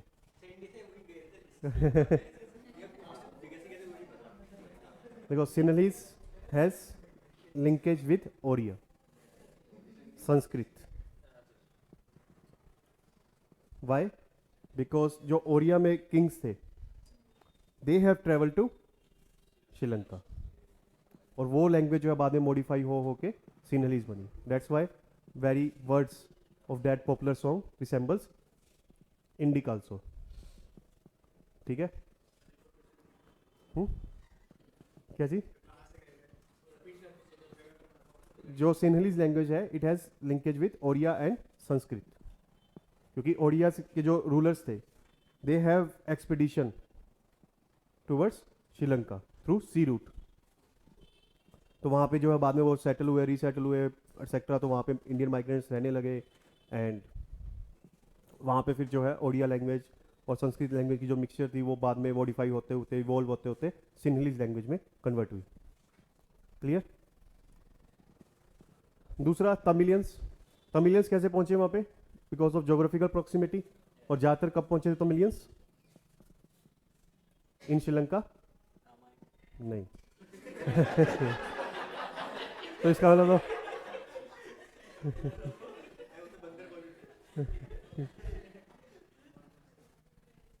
तो ये मतलब ना राम जी तमिल थे, और नेपाल वाले पहले कहते थे कि नेपाली थे ब्रिटिशर्स के time, because they carry large number of Tamils to Sri Lanka as indentured labour to work in tea plantation, coffee plantation in Sri Lanka. और Ramayana linkage, Buddhism and Hinduism linkage, Ashoka वो भी डाल सकते हो आप। और yes, share, Indian Ocean, Palk strait connect कर रही है, तो ज्योग्राफिकल प्रॉक्सिमिटी डाल सकते हो, it's too close to India. और क्रिकेट, क्रिकेटिंग टाइज, बॉलीवुड है।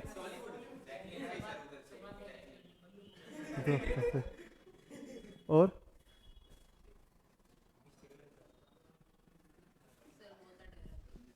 Developing countries economically, SAARC, member of SAARC country, international organisations, democracies भी डाल सकते हो, सेकुलर कंट्रीज। और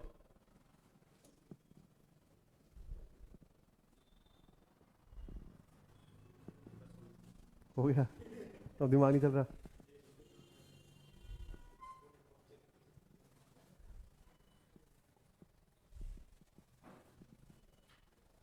both have faced, both were colonies, है ना? Both have faced insurgency, separatism, terrorism, common security challenges. Both are diverse countries.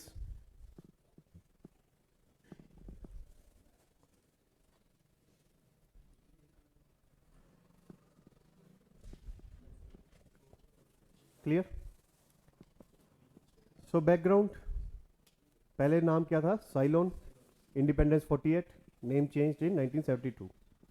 Ethnic groups की composition देखो, देखो सिनहलीज, सिनहलीज क्या है? Language 74%, Sri Lankan Tamils 11%, Sri Lankan Muslims 9%, and Indian Tamils 4%, others 0.5%। तो श्रीलंकन तमिल्स एंड इंडियन तमिल्स,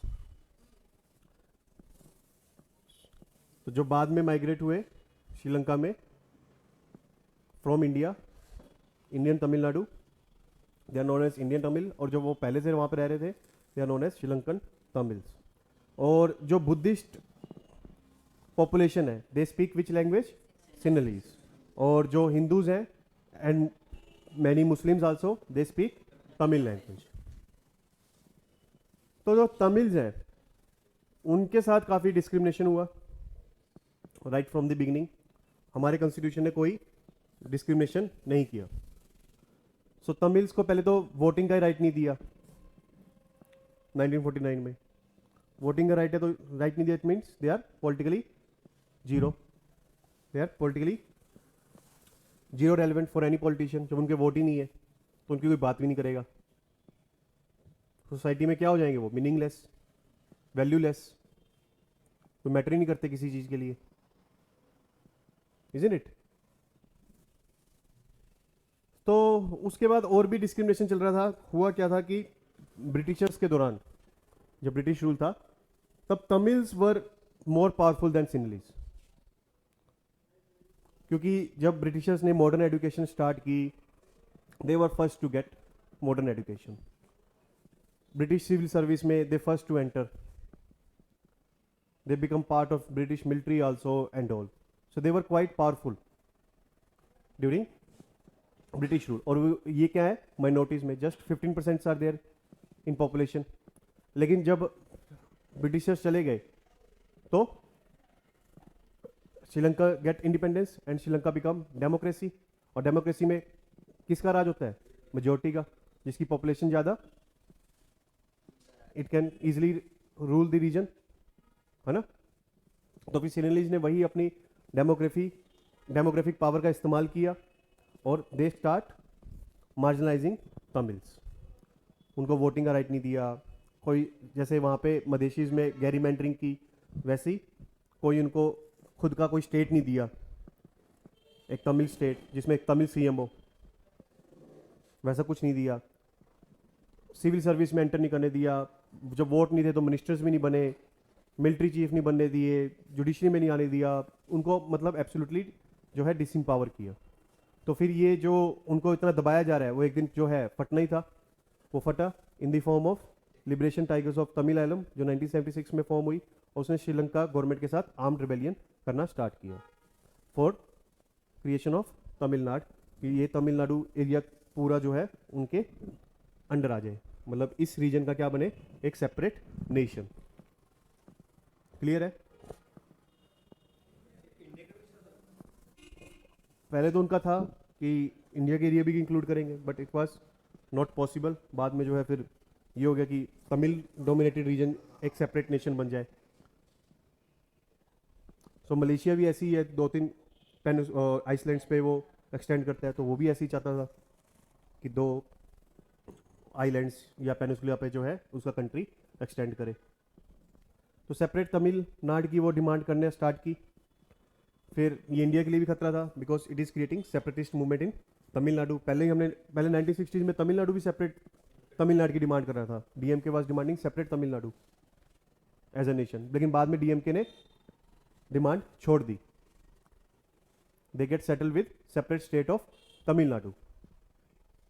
तो पहले ही हमने सेपरेटिस्ट मूवमेंट इन तमिलनाडु को दबाया था 1960s में. अब 1970s में और 80s में ये फिर से एक नई डिमांड क्रिएट हो रही है of separate nation of Tamil Nadu. तो इसीलिए राजीव गांधी और उनके प्रेसिडेंट जे.आर. जयवर्धने में जो है एग्रीमेंट हुआ कि जो ये वॉर चल रहा है between LTTE and Sri Lankan government उसको खत्म किया जाए. उसमें कहा था कि श्रीलंकन कॉन्स्टिट्यूशन में 13th अमेंडमेंट करेंगे. जो पॉलिटिकली डिसएम्पावर्ड थे तमिल्स, उनको इंपावर किया जाएगा. कैसे? उनके लिए क्या किया जाएगा, एक सेपरेट स्टेट क्रिएट की जाएगी. एक सेपरेट स्टेट क्रिएट की जाएगी. वहां पे तमिल सीएम बनेगा. तो जो प्रभाकरन का सपना है पीएम बनने का, एटलीस्ट सीएम बनने का तो पूरा हो. उसके बाद जो है उसको सफिशिएंट प्रोविंशियल ऑटोनॉमी भी दी जाएगी. जैसे हमने जम्मू एंड कश्मीर को दी थी थ्रू आर्टिकल 370, या नागालैंड को दी स्पेशल स्टेटस के थ्रू एंड ऑल. उस तरीके से ग्रेटर पॉलिटिकल ऑटोनॉमी दी जाएगी ताकि वो अपने अफेयर्स खुद डिटरमाइन करे. वोटिंग राइट्स दिए जाएंगे, इक्वली ट्रीट किया जाएगा, कोई डिस्क्रिमिनेशन नहीं किया जाएगा कहीं भी, एटसेट्रा. तो बेसिकली जो पॉलिटिकल डिस्क्रिमिनेशन हो रहा था विद तमिल्स उसको रिवर्स किया जाएगा. That was the basically Rajiv Gandhi and president JR. Jayewardene agreement. उसके बाद क्या था कि एग्रीमेंट तो साइन कर लिया, जयवर्धने ने बोला कि इंप्लीमेंट कैसे करें इसको। तो राजीव गांधी साहब कि मैं इंडियन पीस कीपिंग फोर्स भेजता हूँ, मतलब इंडियन मिलिट्री भेजता हूँ। उसका काम क्या होगा, जैसे दो गुटों में लड़ाई हो रही हो तो बीच वाला बंदा क्या करता है, दोनों को दूर दूर करता है ना, पहले तो कॉम्प्रोमाइज करवाता है, और सेकंड पहले तो दूर करता है कि एक दूसरे को मारना मत, है ना, वरना फिर वही लग रहेगा कि इसने एक मारा मैं भी मारूंगा, उसने दो मारे मेरे तीन मारे हैं मैं भी बराबर मारूंगा तीन, है ना। तो वो इंडियन पीस कीपिंग फोर्स इसीलिए गई थी कि दोनों ग्रुप्स को अलग अलग रखेगी, वो दोनों को गारंटी दे रही थी कि भाई लिट्टे जो है तुम्हें अटैक नहीं करेगा और श्रीलंकन फोर्सेस लिट्टे को अटैक नहीं करेगा। लेकिन हुआ क्या, Indian peace keeping force Sri Lankan forces के साथ लिट्टे को अटैक करना स्टार्ट किया। या आप कह लीजिए पहले लिट्टे ने अटैक किया होगा इंडियन पीस कीपिंग फोर्स पे, फिर जवाबी कार्रवाई में वो लग गए एक्सेट्रा। तो वो क्या हुआ, इनडायरेक्टली या इवेंचुअली आप कह सकते हो Indian peace keeping force war against LTTE के पार्ट हो गई। श्रीलंकन फोर्सेस के साथ मिलकर वो लिट्टे के साथ सिविल वॉर करना स्टार्ट करने लगी। ठीक है, तो यानी इंडिया भी जो है, इंडियन पीस कीपिंग फोर्स जो है वो भी इन्वॉल्व होगी in the civil war of Sri Lanka. तो हमारा ऑब्जेक्टिव था कि लिट्टे जो है हथियार छोड़े, पॉलिटिकल पार्टी बनाए, इलेक्शन लड़े, स्टेट में अपनी गवर्नमेंट बनाए।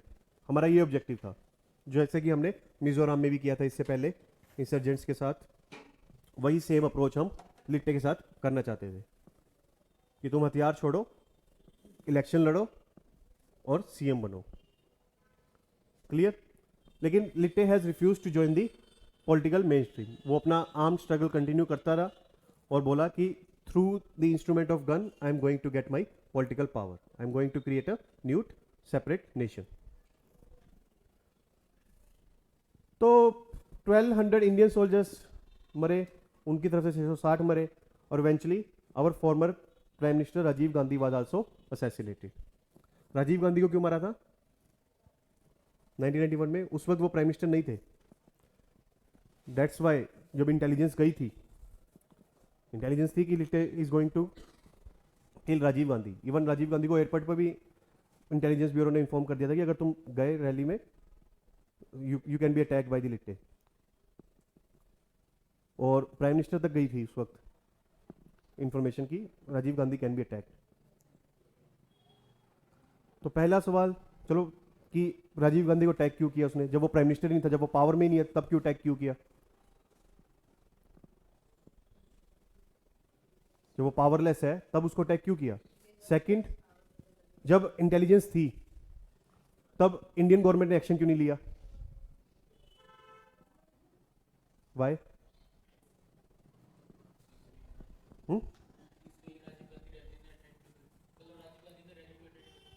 वो अब वो हो जाता है ना, अगर वो ना करता तो वो डर गया, डरपोक प्राइम मिनिस्टर है, इमेज पे भी वो हो जाता है कुछ। फिर ये हो जाता है कि डेथ थ्रेट्स जो है वो हर दूसरे दिन आती रहती है। मोदी अमित शाह पे क्या हर रोज नहीं आ रही है ना? तो फिर अब वो कहता है कि कितनी डेथ थ्रेट्स को मैं जो है मानूं।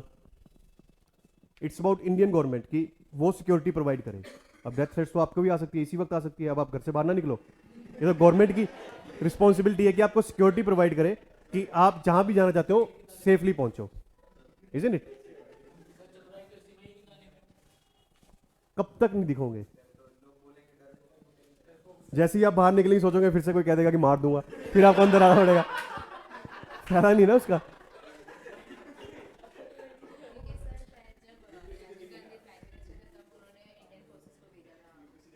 बदला वो बदले की भावना नहीं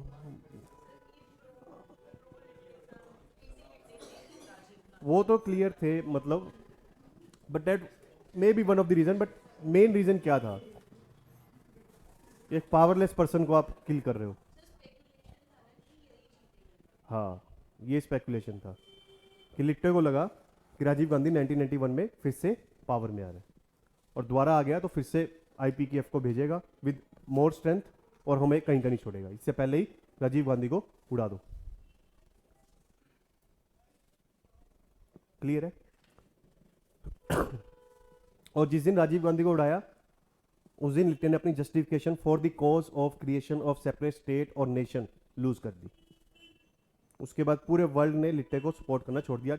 अमेरिका CIA इनडायरेक्टली टैक्सिटली लिट्टे को सपोर्ट कर रही थी। उसके बाद जस्टिफिकेशन लूज कर दी, उसके बाद उसको टेररिस्ट ऑर्गेनाइजेशन डिक्लेयर कर दिया गया और उसके बाद जो है ग्लोबल कंडमनेशन उसने फेस की और उसके बाद जो है ऑल आउट वॉर स्टार्ट हुआ अगेंस्ट लिट्टे और it was just the matter of time LTTE कब फिनिश होगा। क्लियर? तो उसने अपनी जस्टिफिकेशन खो दी थी। दूसरी बात इंटेलिजेंस थी, फिर भी एक्शन नहीं लिया गया क्योंकि because of bureaucratic rule. Rule क्या था कि एक्स PM को सिक्योरिटी नहीं दी जाएगी, only the serving PM will be get the jet plus security और वट एवर, इसलिए सिक्योरिटी नहीं दी गई। लेकिन जब राजीव गांधी मरे तो उसके बाद x PM and their family start getting security. तो इसीलिए मनमोहन सिंह को दी गई है, वाजपेयी जी को दी गई थी व्हेन दे लूज पावर, इसलिए अभी तक सोनिया गांधी उसके बच्चों को भी दी जा रही है। क्लियर? तो x PM and their family get the security cover even after they lose power.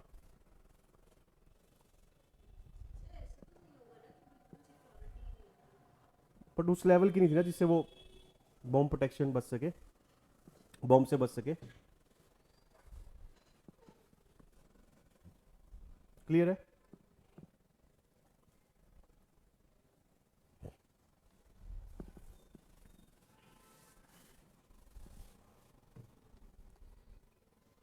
So civil war 2009 में एंड हुआ with the killing of Prabhakar, that was the main leader of LTTE.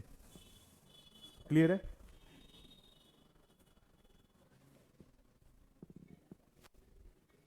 So India Sri Lanka relations कैसे evolve हुए? 2500 साल ज़्यादा साल पुराने हमारे relation है। रामायण इस पार्ट।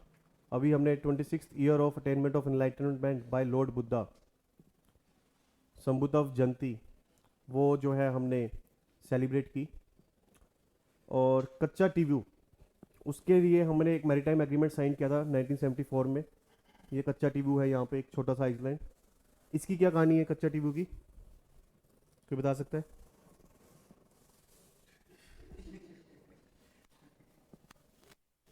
इसमें क्या था कि ये छोटा सा आइलैंड था, तो इंडियन फिशरमैन जो है यहाँ पे फिशिंग करने जाते थे, ठीक है? तो रास्ते में यहाँ पे रेस्ट कर लेते थे, अपनी मछलियों को संभाल लेते थे, फिर जो है आराम से फिर वापस जाते थे, ठीक है? तो हुआ क्या कि इसी पे जो है श्रीलंकन फिशरमैन भी इसको यूज़ करते थे, दोनों इसको यूज़ करते थे। 1974 में एग्रीमेंट हुआ, हमने जो है इसकी ओनरशिप किसको दे दी? श्रीलंका को। कि छोटे भाई ने कुछ मांगा है तो मना कैसे करेंगे, है ना? तो दे दी हमने श्रीलंका को। फिर उसके बाद जो है तमिल फिशरमैन जो है काफ़ी नाराज़ हो गए कि ये जो है काफ़ी यूज़फुल आइलैंड था हमारे लिए और आपने बिना हमसे पूछे श्रीलंका को दे दी। तो इसीलिए ये थोड़ा सा डिस्प्यूट चल रहा है। कई जो तमिल ग्रुप्स हैं, पॉलिटिकल पार्टीज है, वो कई बार डिमांड करते हैं कि कच्चा टीवू को आप फिर से वापस रीगेन करो फ्रॉम श्रीलंका। और कच्चा टीवू की वजह से जो है यहाँ पे फिर exclusive economic zone, territorial waters, वो भी श्रीलंका के पास चले जाते हैं, इसलिए कई बार फिशरमैन को हमारे अरेस्ट भी कर लेते हैं। फ्री ट्रेड एग्रीमेंट हमने साइन किया था श्रीलंका के साथ, और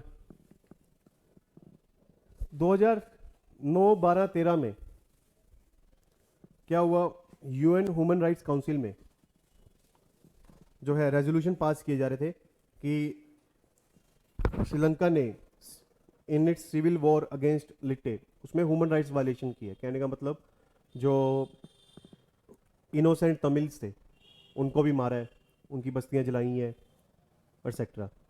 तो उसमें क्या होनी चाहिए? इन्वेस्टिगेशन। तो वो UN human rights council demand कर रही थी। उसमें हमने उस इन्वेस्टिगेशन के फेवर में क्या किया? वोट किया। क्यों किया? Because of Tamil Nadu politics, DMK was pressuring UPA government, Manmohan Singh, to vote in favour of such resolutions. Clear है? फिर 2014 में मोदी जी आए, 280 सीट खुद ही ले आए थे, तो उनको DMK की जरूरत ही नहीं थी। So that's why they were not able to exert pressure on Modi government. That's why after Modi government came into power, we have never supported such kind of resolutions in any of UN body. Clear है? उसके बाद जब Modi government आई तो हमारे relation फिर से जो है इंप्रूव होने स्टार्ट हुए. सिविल न्यूक्लियर एग्रीमेंट भी हमने साइन किया कि वहाँ पे जो है न्यूक्लियर पावर प्रोजेक्ट्स जो है हम डेवलप करेंगे. और जो मोदी जी हैं वो वहाँ पर श्रीलंका में कई बार गए भी. और वहाँ पे पहले जो है president Sirisena and prime minister Ranil Wickremesinghe, ऐसी कुछ नाम था उनका, उनकी सरकार आई and they were pro India. They were highly pro India. अब कह सकते हो कि इंडिया ने ही सरकार बिठाई होगी वहाँ पे. हमारी एम्बेसी करती क्या है वहाँ पे? तो सरकार बनाती है, यही तो मेन काम होता है. तो नहीं, यही काम होता है. वो यूएसए की एम्बेसी इंडिया में क्या कर रही है? सरकार बना रही है, डेमोक्रेसी को स्ट्रॉन्ग कर रही है, मजबूत कर रही है.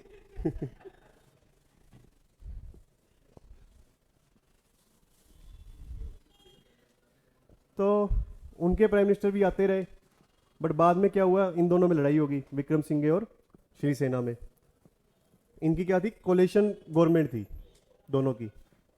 इन दोनों की लड़ाई हुई, उसका फायदा किसने उठाया? महेंद्र राजपक्षे ने, जो वो कौन है? Pro China. उसकी अब मेजोरिटी आ गई है श्रीलंका में. और अब he is tilting Sri Lanka towards China.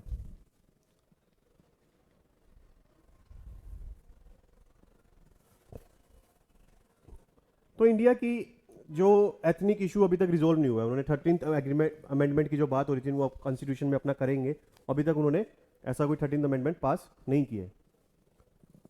वो तमिल्स को अभी भी इक्वल पॉलिटिकल राइट्स नहीं दे रहे श्रीलंका वाले. और जब भी इनके प्राइम मिनिस्टर प्रेसिडेंट आते हैं या हमारे प्राइम मिनिस्टर उधर जाते हैं, हमेशा हम प्रेशर डालते हैं कि दे दो इनको, बट अभी तक नहीं दे रहे. तो हमारी इस एथनिक कॉन्फ्लिक्ट जो है श्रीलंका में, हमारी अप्रोच क्या है? हम ना तो सिविल वॉर चाहते हैं, इंसर्जेंसी चाहते हैं, सेपरेटिज्म चाहते हैं श्रीलंका में, पहली बात. सेकंड बात, हम तमिलियंस को मार्जिनलाइज भी नहीं चाहते. तो अगर तमिल मार्जिनलाइज होंगे, again they will start insurgency और सेपरेटिज्म. सेकंड, फिर वो कहाँ आएंगे? इंडिया में एज रिफ्यूजीज. फिर हमें उनको रिसेटल करना पड़ेगा, रिहेबिलिटेट करना पड़ेगा.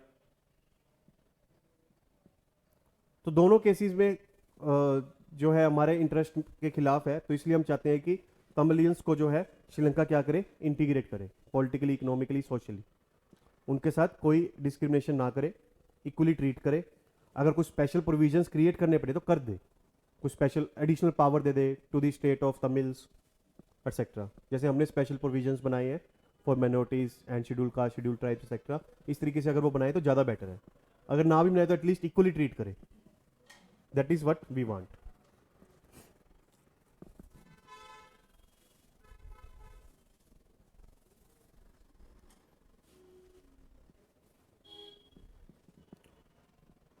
तो इंडिया ने क्या किया है? We are supporting 13th amendment.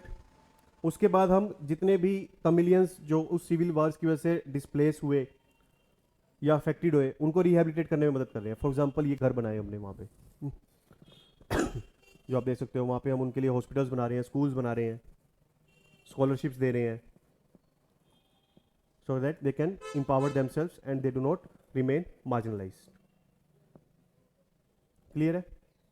तो ये पॉलिसी है हमारी विद रिगार्ड्स टू तमिल्स. उसके बाद रिकंसिलिएशन तो चाहिए ही चाहिए. तो हुआ क्या था? साउथ अफ्रीका इसका काफ़ी प्राइम एग्जांपल है. वहाँ पे अपार्थाइड की पॉलिसी थी, वहाँ पे वाइट मैन रूल था, ब्लैक्स के साथ रेशियल डिस्क्रिमिनेशन होता था. ठीक है, यहाँ पे सिनलिस बुद्धिस्ट रूल था, तमिल्स वर डिस्क्रिमिनेटेड. तो वहाँ पे अपार्थाइड के खिलाफ जो लड़ाई लड़ी नेल्सन मंडेला ने,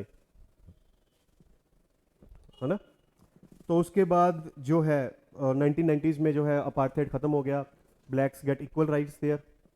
तो उसके बाद उन्होंने क्या किया था? एक truth and reconciliation commission establish किया था. Truth and reconciliation commission. Truth, अब देखो क्या है कि अफवाहें बहुत फैलती है कि वाइट्स इतने गंदे थे, ये करते थे ब्लैक्स के साथ, वो करते थे, ऐसे एट्रोसिटीज क्रिएट की एक्सेट्रा. ट्रुथ पता होना चाहिए कि ट्रुथ था क्या, एक्चुअल फैक्ट्स क्या थे। तो वो उस कमीशन का काम था, उसको जो है एक्सपोज करके फिर दोनों कम्युनिटी में रिकंसिल किया कि हमने रहना तो इसी देश में है, तो we should remain in peaceful, friendly and amicable manner.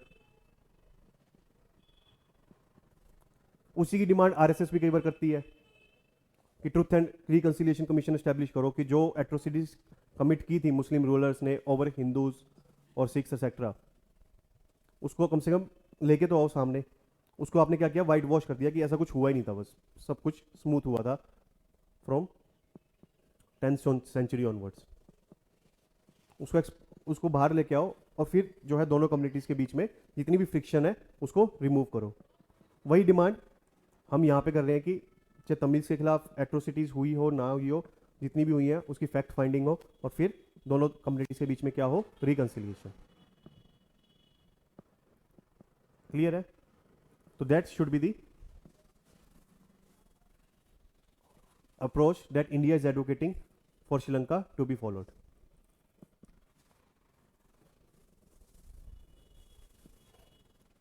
तो वही है, India democracy, pluralism, human rights वहां पे चाहता है।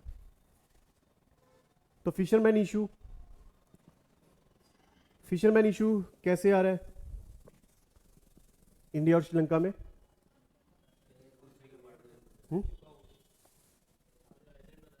आइलैंड का और कैप्चर कर लेते हैं। अब देखो क्या है ना, तमिलनाडु से पाल्क स्ट्रेट में सिंस एजिस फिशिंग कर रहे हैं, श्रीलंका से भी आ रहे हैं करने, तब तो कोई डिस्प्यूट नहीं था। बट अब क्या है कि इंटरनेशनल मैरीटाइम बाउंड्री खिंच गई है, तो उसकी वजह से अगर इंडियन वाले थोड़े से भी श्रीलंकन टेरिटरी में आ जाते हैं तो वो क्या कर लेते हैं, इंडियन फिशरमैन को कैप्चर कर लेते हैं। क्या हम भी श्रीलंकन फिशरमैन को कैप्चर करते हैं? नहीं, बहुत कम करते हैं, वेरी लेस, वेरी फ्यू। क्यों? वाई? नहीं, वो आते ही नहीं है यहाँ पे तो अब आते क्यों नहीं है? वो आते क्यों नहीं है और हम वहां पे क्यों जाते हैं? वो श्रीलंका वाले कह रहे हैं कि जब तो हम तुम्हारे अंगने में नहीं आ रहे, तुम हमारे अंगने में क्यों आ रहे हो, हमारे एरिया में क्यों आ रहे हो? वाई?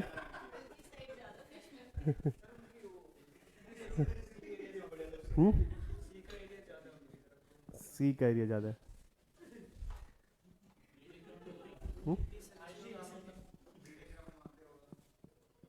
Breeding ground. और कोई कुछ लगाओ दिमाग, कुछ तो रीजन होगा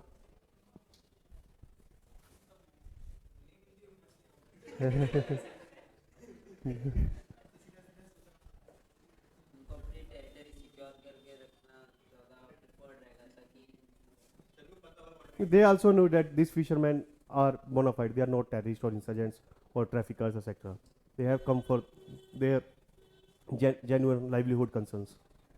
वो उनको क्लियर है, बाउंड्री पता है। हमारे पास तो जीपीएस गलत दिखा देता है ना थोड़ा लेफ्ट लेफ्ट लेफ्ट करते करते श्रीलंका ले गया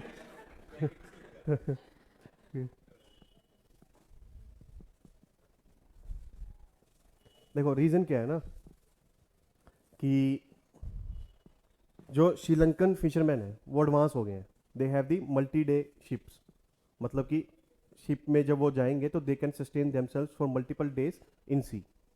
तो इसलिए वो क्या करते हैं, डीप सी में चले जाते हैं, वहाँ से फिशरीज करके आते हैं। लेकिन हमारे पास हाल फिशरमैन जो क्या है अभी प्रिलिमिनरी स्टेज पे है, रूडिमेंट्री स्टेज पे है, उनके पास इतनी एडवांस शिप्स नहीं है, तो उनको विद इन 1 डे वापिस आना पड़ता है, तो इसलिए वो ज़्यादा दूर नहीं जा सकते। So that's why they remain in this area only. और जब उनको अपने एरिया में इंडियन साइड्स पे जो है फिशरीज नहीं मिलती तो दे क्रॉस नोइंगली और अननोइंगली, कि पता नहीं चलेगा श्रीलंकन वालों को एक फिश लेके वापस आ जाएंगे बराबर, है ना। तो नोइंगली और अननोइंगली क्रॉस कर देते हैं और फिर नोइंगली और अननोइंगली पकड़े भी जाते हैं। फिर वो हर साल लगभग 100-200 फिशरमैन ऐसे ही पकड़े जाते हैं और श्रीलंका की जेल में फिर वो कई बार सड़ते हैं फिर वहाँ पे। That is the reason. Second, फिर श्रीलंका इतना प्रोटेस्ट क्यों कर रहा है? अभी थोड़ी बहुत मछलियां ही हैं, ले जाने दो। श्रीलंका इतना क्यों प्रोटेस्ट करता है? यूज टू हो गया, मजा आने लगे है।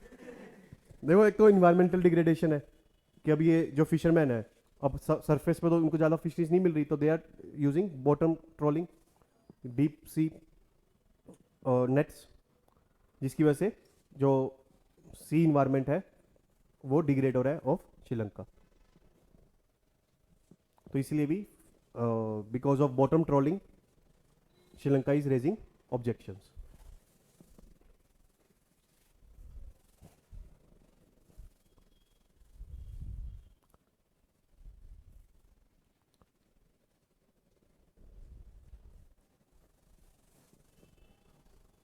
तो श्रीलंका मैरीटाइम सिक्योरिटी के लिए, इन्वायरमेंटल प्रोटेक्शन के लिए रेस्ट करता है, बट इंडियन फिशरमैन को भी अपनी लाइवलीहुड को जो है सिक्योर करना है। तो इसका जो सोल्यूशन है वो यही निकलेगा कि we need to see this issue with humanitarian lens. हमें जो है फिशरमैन को जो है अदर ऑप्शंस भी देने पड़ेंगे, उनको जो है मैकेनाइज बोट्स दो ताकि वो डीप सी में आगे निकल जाए, वो इस एरिया में फिशिंग ना ही करें, या उनको जो है अदर ऑक्यूपेशन में आप रिहेबिलिटेट कर दो, या इनलैंड फिशरीज प्रमोट कर दो। फिशरीज करनी है तो पॉन्ड्स में, लेक्स में, रिवर्स में, कैनाल्स में एक्सेट्रा कर ले, या कोस्टल एरियाज में कर ले इनलैंड फिशरीज। तो इस तरीके से हमें इसका ऐसा सोल्यूशन निकालना पड़ेगा और एक स्टैंडर्ड ऑपरेटिंग प्रोसीजर डेवलप करना पड़ेगा कि अगर बाई चांस फिशरमैन क्रॉस कर जाते हैं तो उस केस में श्रीलंका क्या करेगी। क्योंकि इस वक्त क्या है, एम्बेसी का, इंडियन एम्बेसी का सारा टाइम इन फिशरमैन को रिलीज करने में निकल जाता है। जो अपना मेन काम है प्रो इंडिया गवर्नमेंट स्टैब्लिश करना श्रीलंका में, वो नहीं कर पा रही, सारा टाइम उसका इसी में निकल जाता है। तो इसलिए जरूरी है कि इस फिशरमैन इशू का एक लॉन्ग टर्म स्ट्रक्चरल इशू, एक लॉन्ग टर्म स्ट्रक्चरल सोल्यूशन निकाला जाए। क्लियर है? इकोनॉमिक कॉपरेशन, इंडिया और श्रीलंका दोनों एक दूसरे के काफ़ी बड़े पार्टनर हैं ट्रेड के।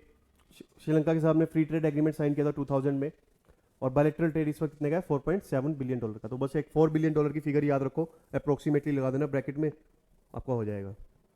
ठीक है? तो उसमें एक्सपोर्ट्स जो इंडिया कर रहा है श्रीलंका को वो 4.1 बिलियन डॉलर है, और जो इंपोर्ट है जस्ट 645 मिलियन डॉलर। तो किसके फेवर में है? अगेन इंडिया के फेवर में है।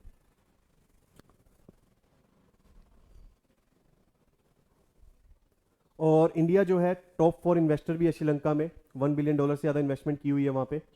डेवलपमेंट कॉपरेशन भी है कि वहाँ पे जो हम घर वगैरह बना रहे हैं उनके लिए, तमिल्स के लिए, उसमें जो है हमने उनकी रेलवे लाइंस को जो है रिहेबिलिटेट किया है, और उनके पोर्ट्स को हम रिहेबिलिटेट कर रहे हैं। स्किल डेवलपमेंट सेंटर वहाँ पे हमने बनाए हैं, और वहाँ पे थिरु के थेश्वरम टेम्पल है जो आप देख सकते हो पिक्चर में, उसको भी हमने रेनोवेट किया है।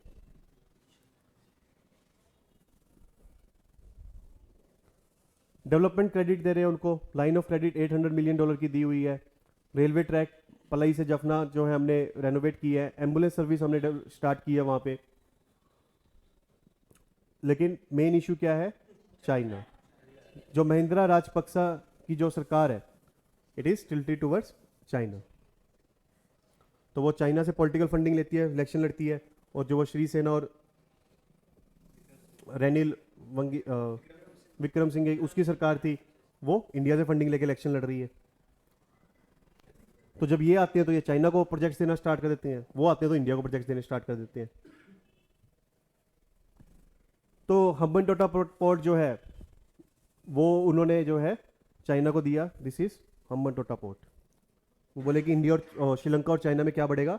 ट्रेड बढ़ेगा, इससे उनकी कमर्शियल शिप्स यहाँ पे आएंगी। इंडिया वाले बोले कि कमर्शियल के साथ अगर मिलिट्री शिप्स आ गई तो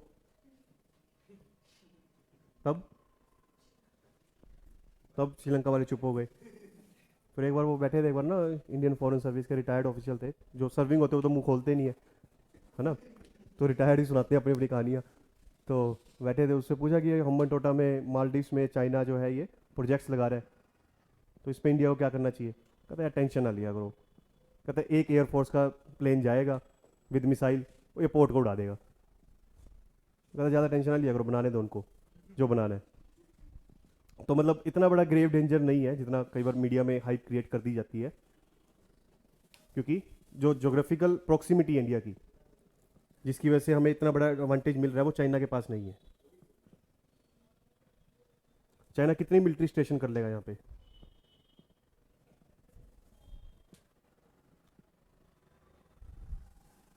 और हमारी जो ज्योग्राफिकल क्लोजनेस है उसकी वजह से हम इजीली चाइना के अटैक को काउंटर कर सकते हैं।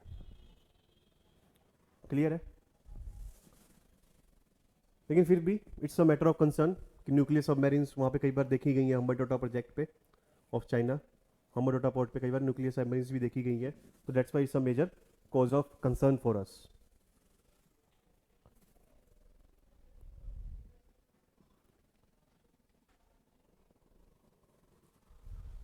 तो 2017 में जब सिरिसेना की गवर्नमेंट थी, उन्होंने चाइना की रिक्वेस्ट को रिजेक्ट कर दिया था कि वो अपनी सबमरीन को वहाँ पे डॉक करना चाहती थी। But Sri Lanka is part of belt and road initiative, उसका डेप्थ भी बढ़ रहा है, उसमें से मेजर चाइना का ही है। और अभी श्रीलंका जो है इकोनॉमिक क्राइसिस में आ गई थी बिकॉज ऑफ ऑर्गेनिक फार्मिंग, उसमें भी उसको क्राइसिस से बाहर कौन निकाल रहा है? इंडिया। और मेजर क्राइसिस में इसलिए क्योंकि उसको चाइना का डेप्थ देना था, और चाइना से उधार लेता है 6% इंटरेस्ट रेट पे। Develop world bank, Asian development bank से कितने पे लेता है? जस्ट 0.25% से। इंडिया से अराउंड 1% से भी कम रेट पे लेता है। तो इतना महंगा हाई रेट पे जो है वो इंटरेस्ट पे चाइना से उधार ले रहा है। तो इंडिया का इंटरेस्ट क्या है? हमने इंडिया अगर कम रेट पे दे रहा है तो उसको चाइना से लेने की जरूरत कम दे रहे हैं ना। पैसे की भूख जो है कभी शांत नहीं होती, है ना?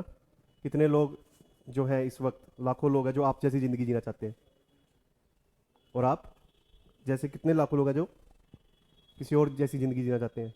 तो वो तो कभी सेटिस्फाई होते नहीं ना।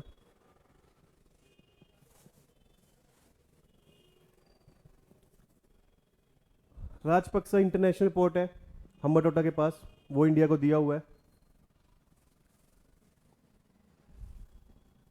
पहले चाइना ने उसमें पैसा लगाया था, जब लॉस हुआ तो इंडिया को उसने दे दिया, ताकि इंडिया उसको जो है फिर क्या देगा? ऑपरेटिंग चार्जेस देगा, उससे फिर चाइना का लोन श्रीलंका चुकाएगी। कंटेनर फैसिलिटीज में इंटरेस्टेड है we are in Colombo port. Trincomalee harbour जो है हम डेवलप कर रहे हैं।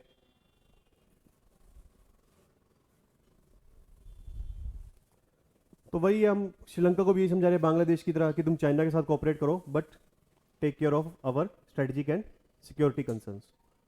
श्रीलंका बोल रहा है समझ तो आ गई, बट पूरी आई है कि नहीं, वी डोंट नो।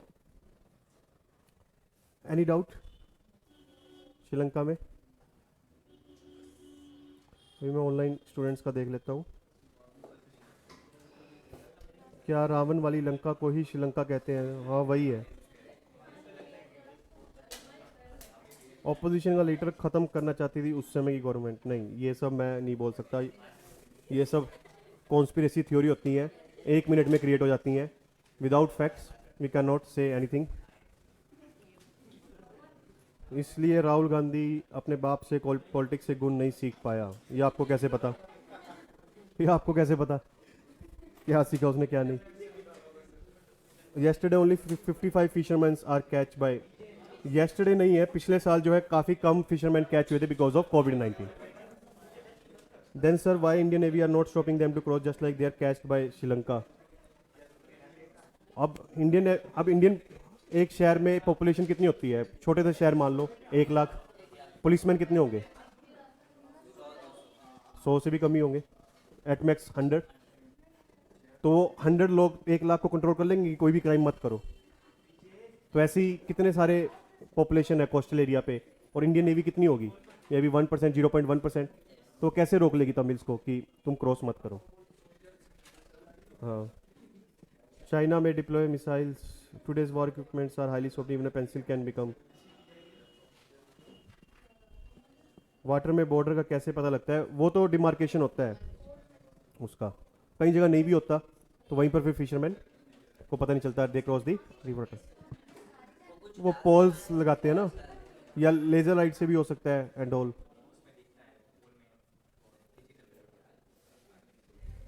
चलिए, any other doubt anyone has? नहीं? क्या मालदीव्स करना है? कितने बजे? 4:30 पे?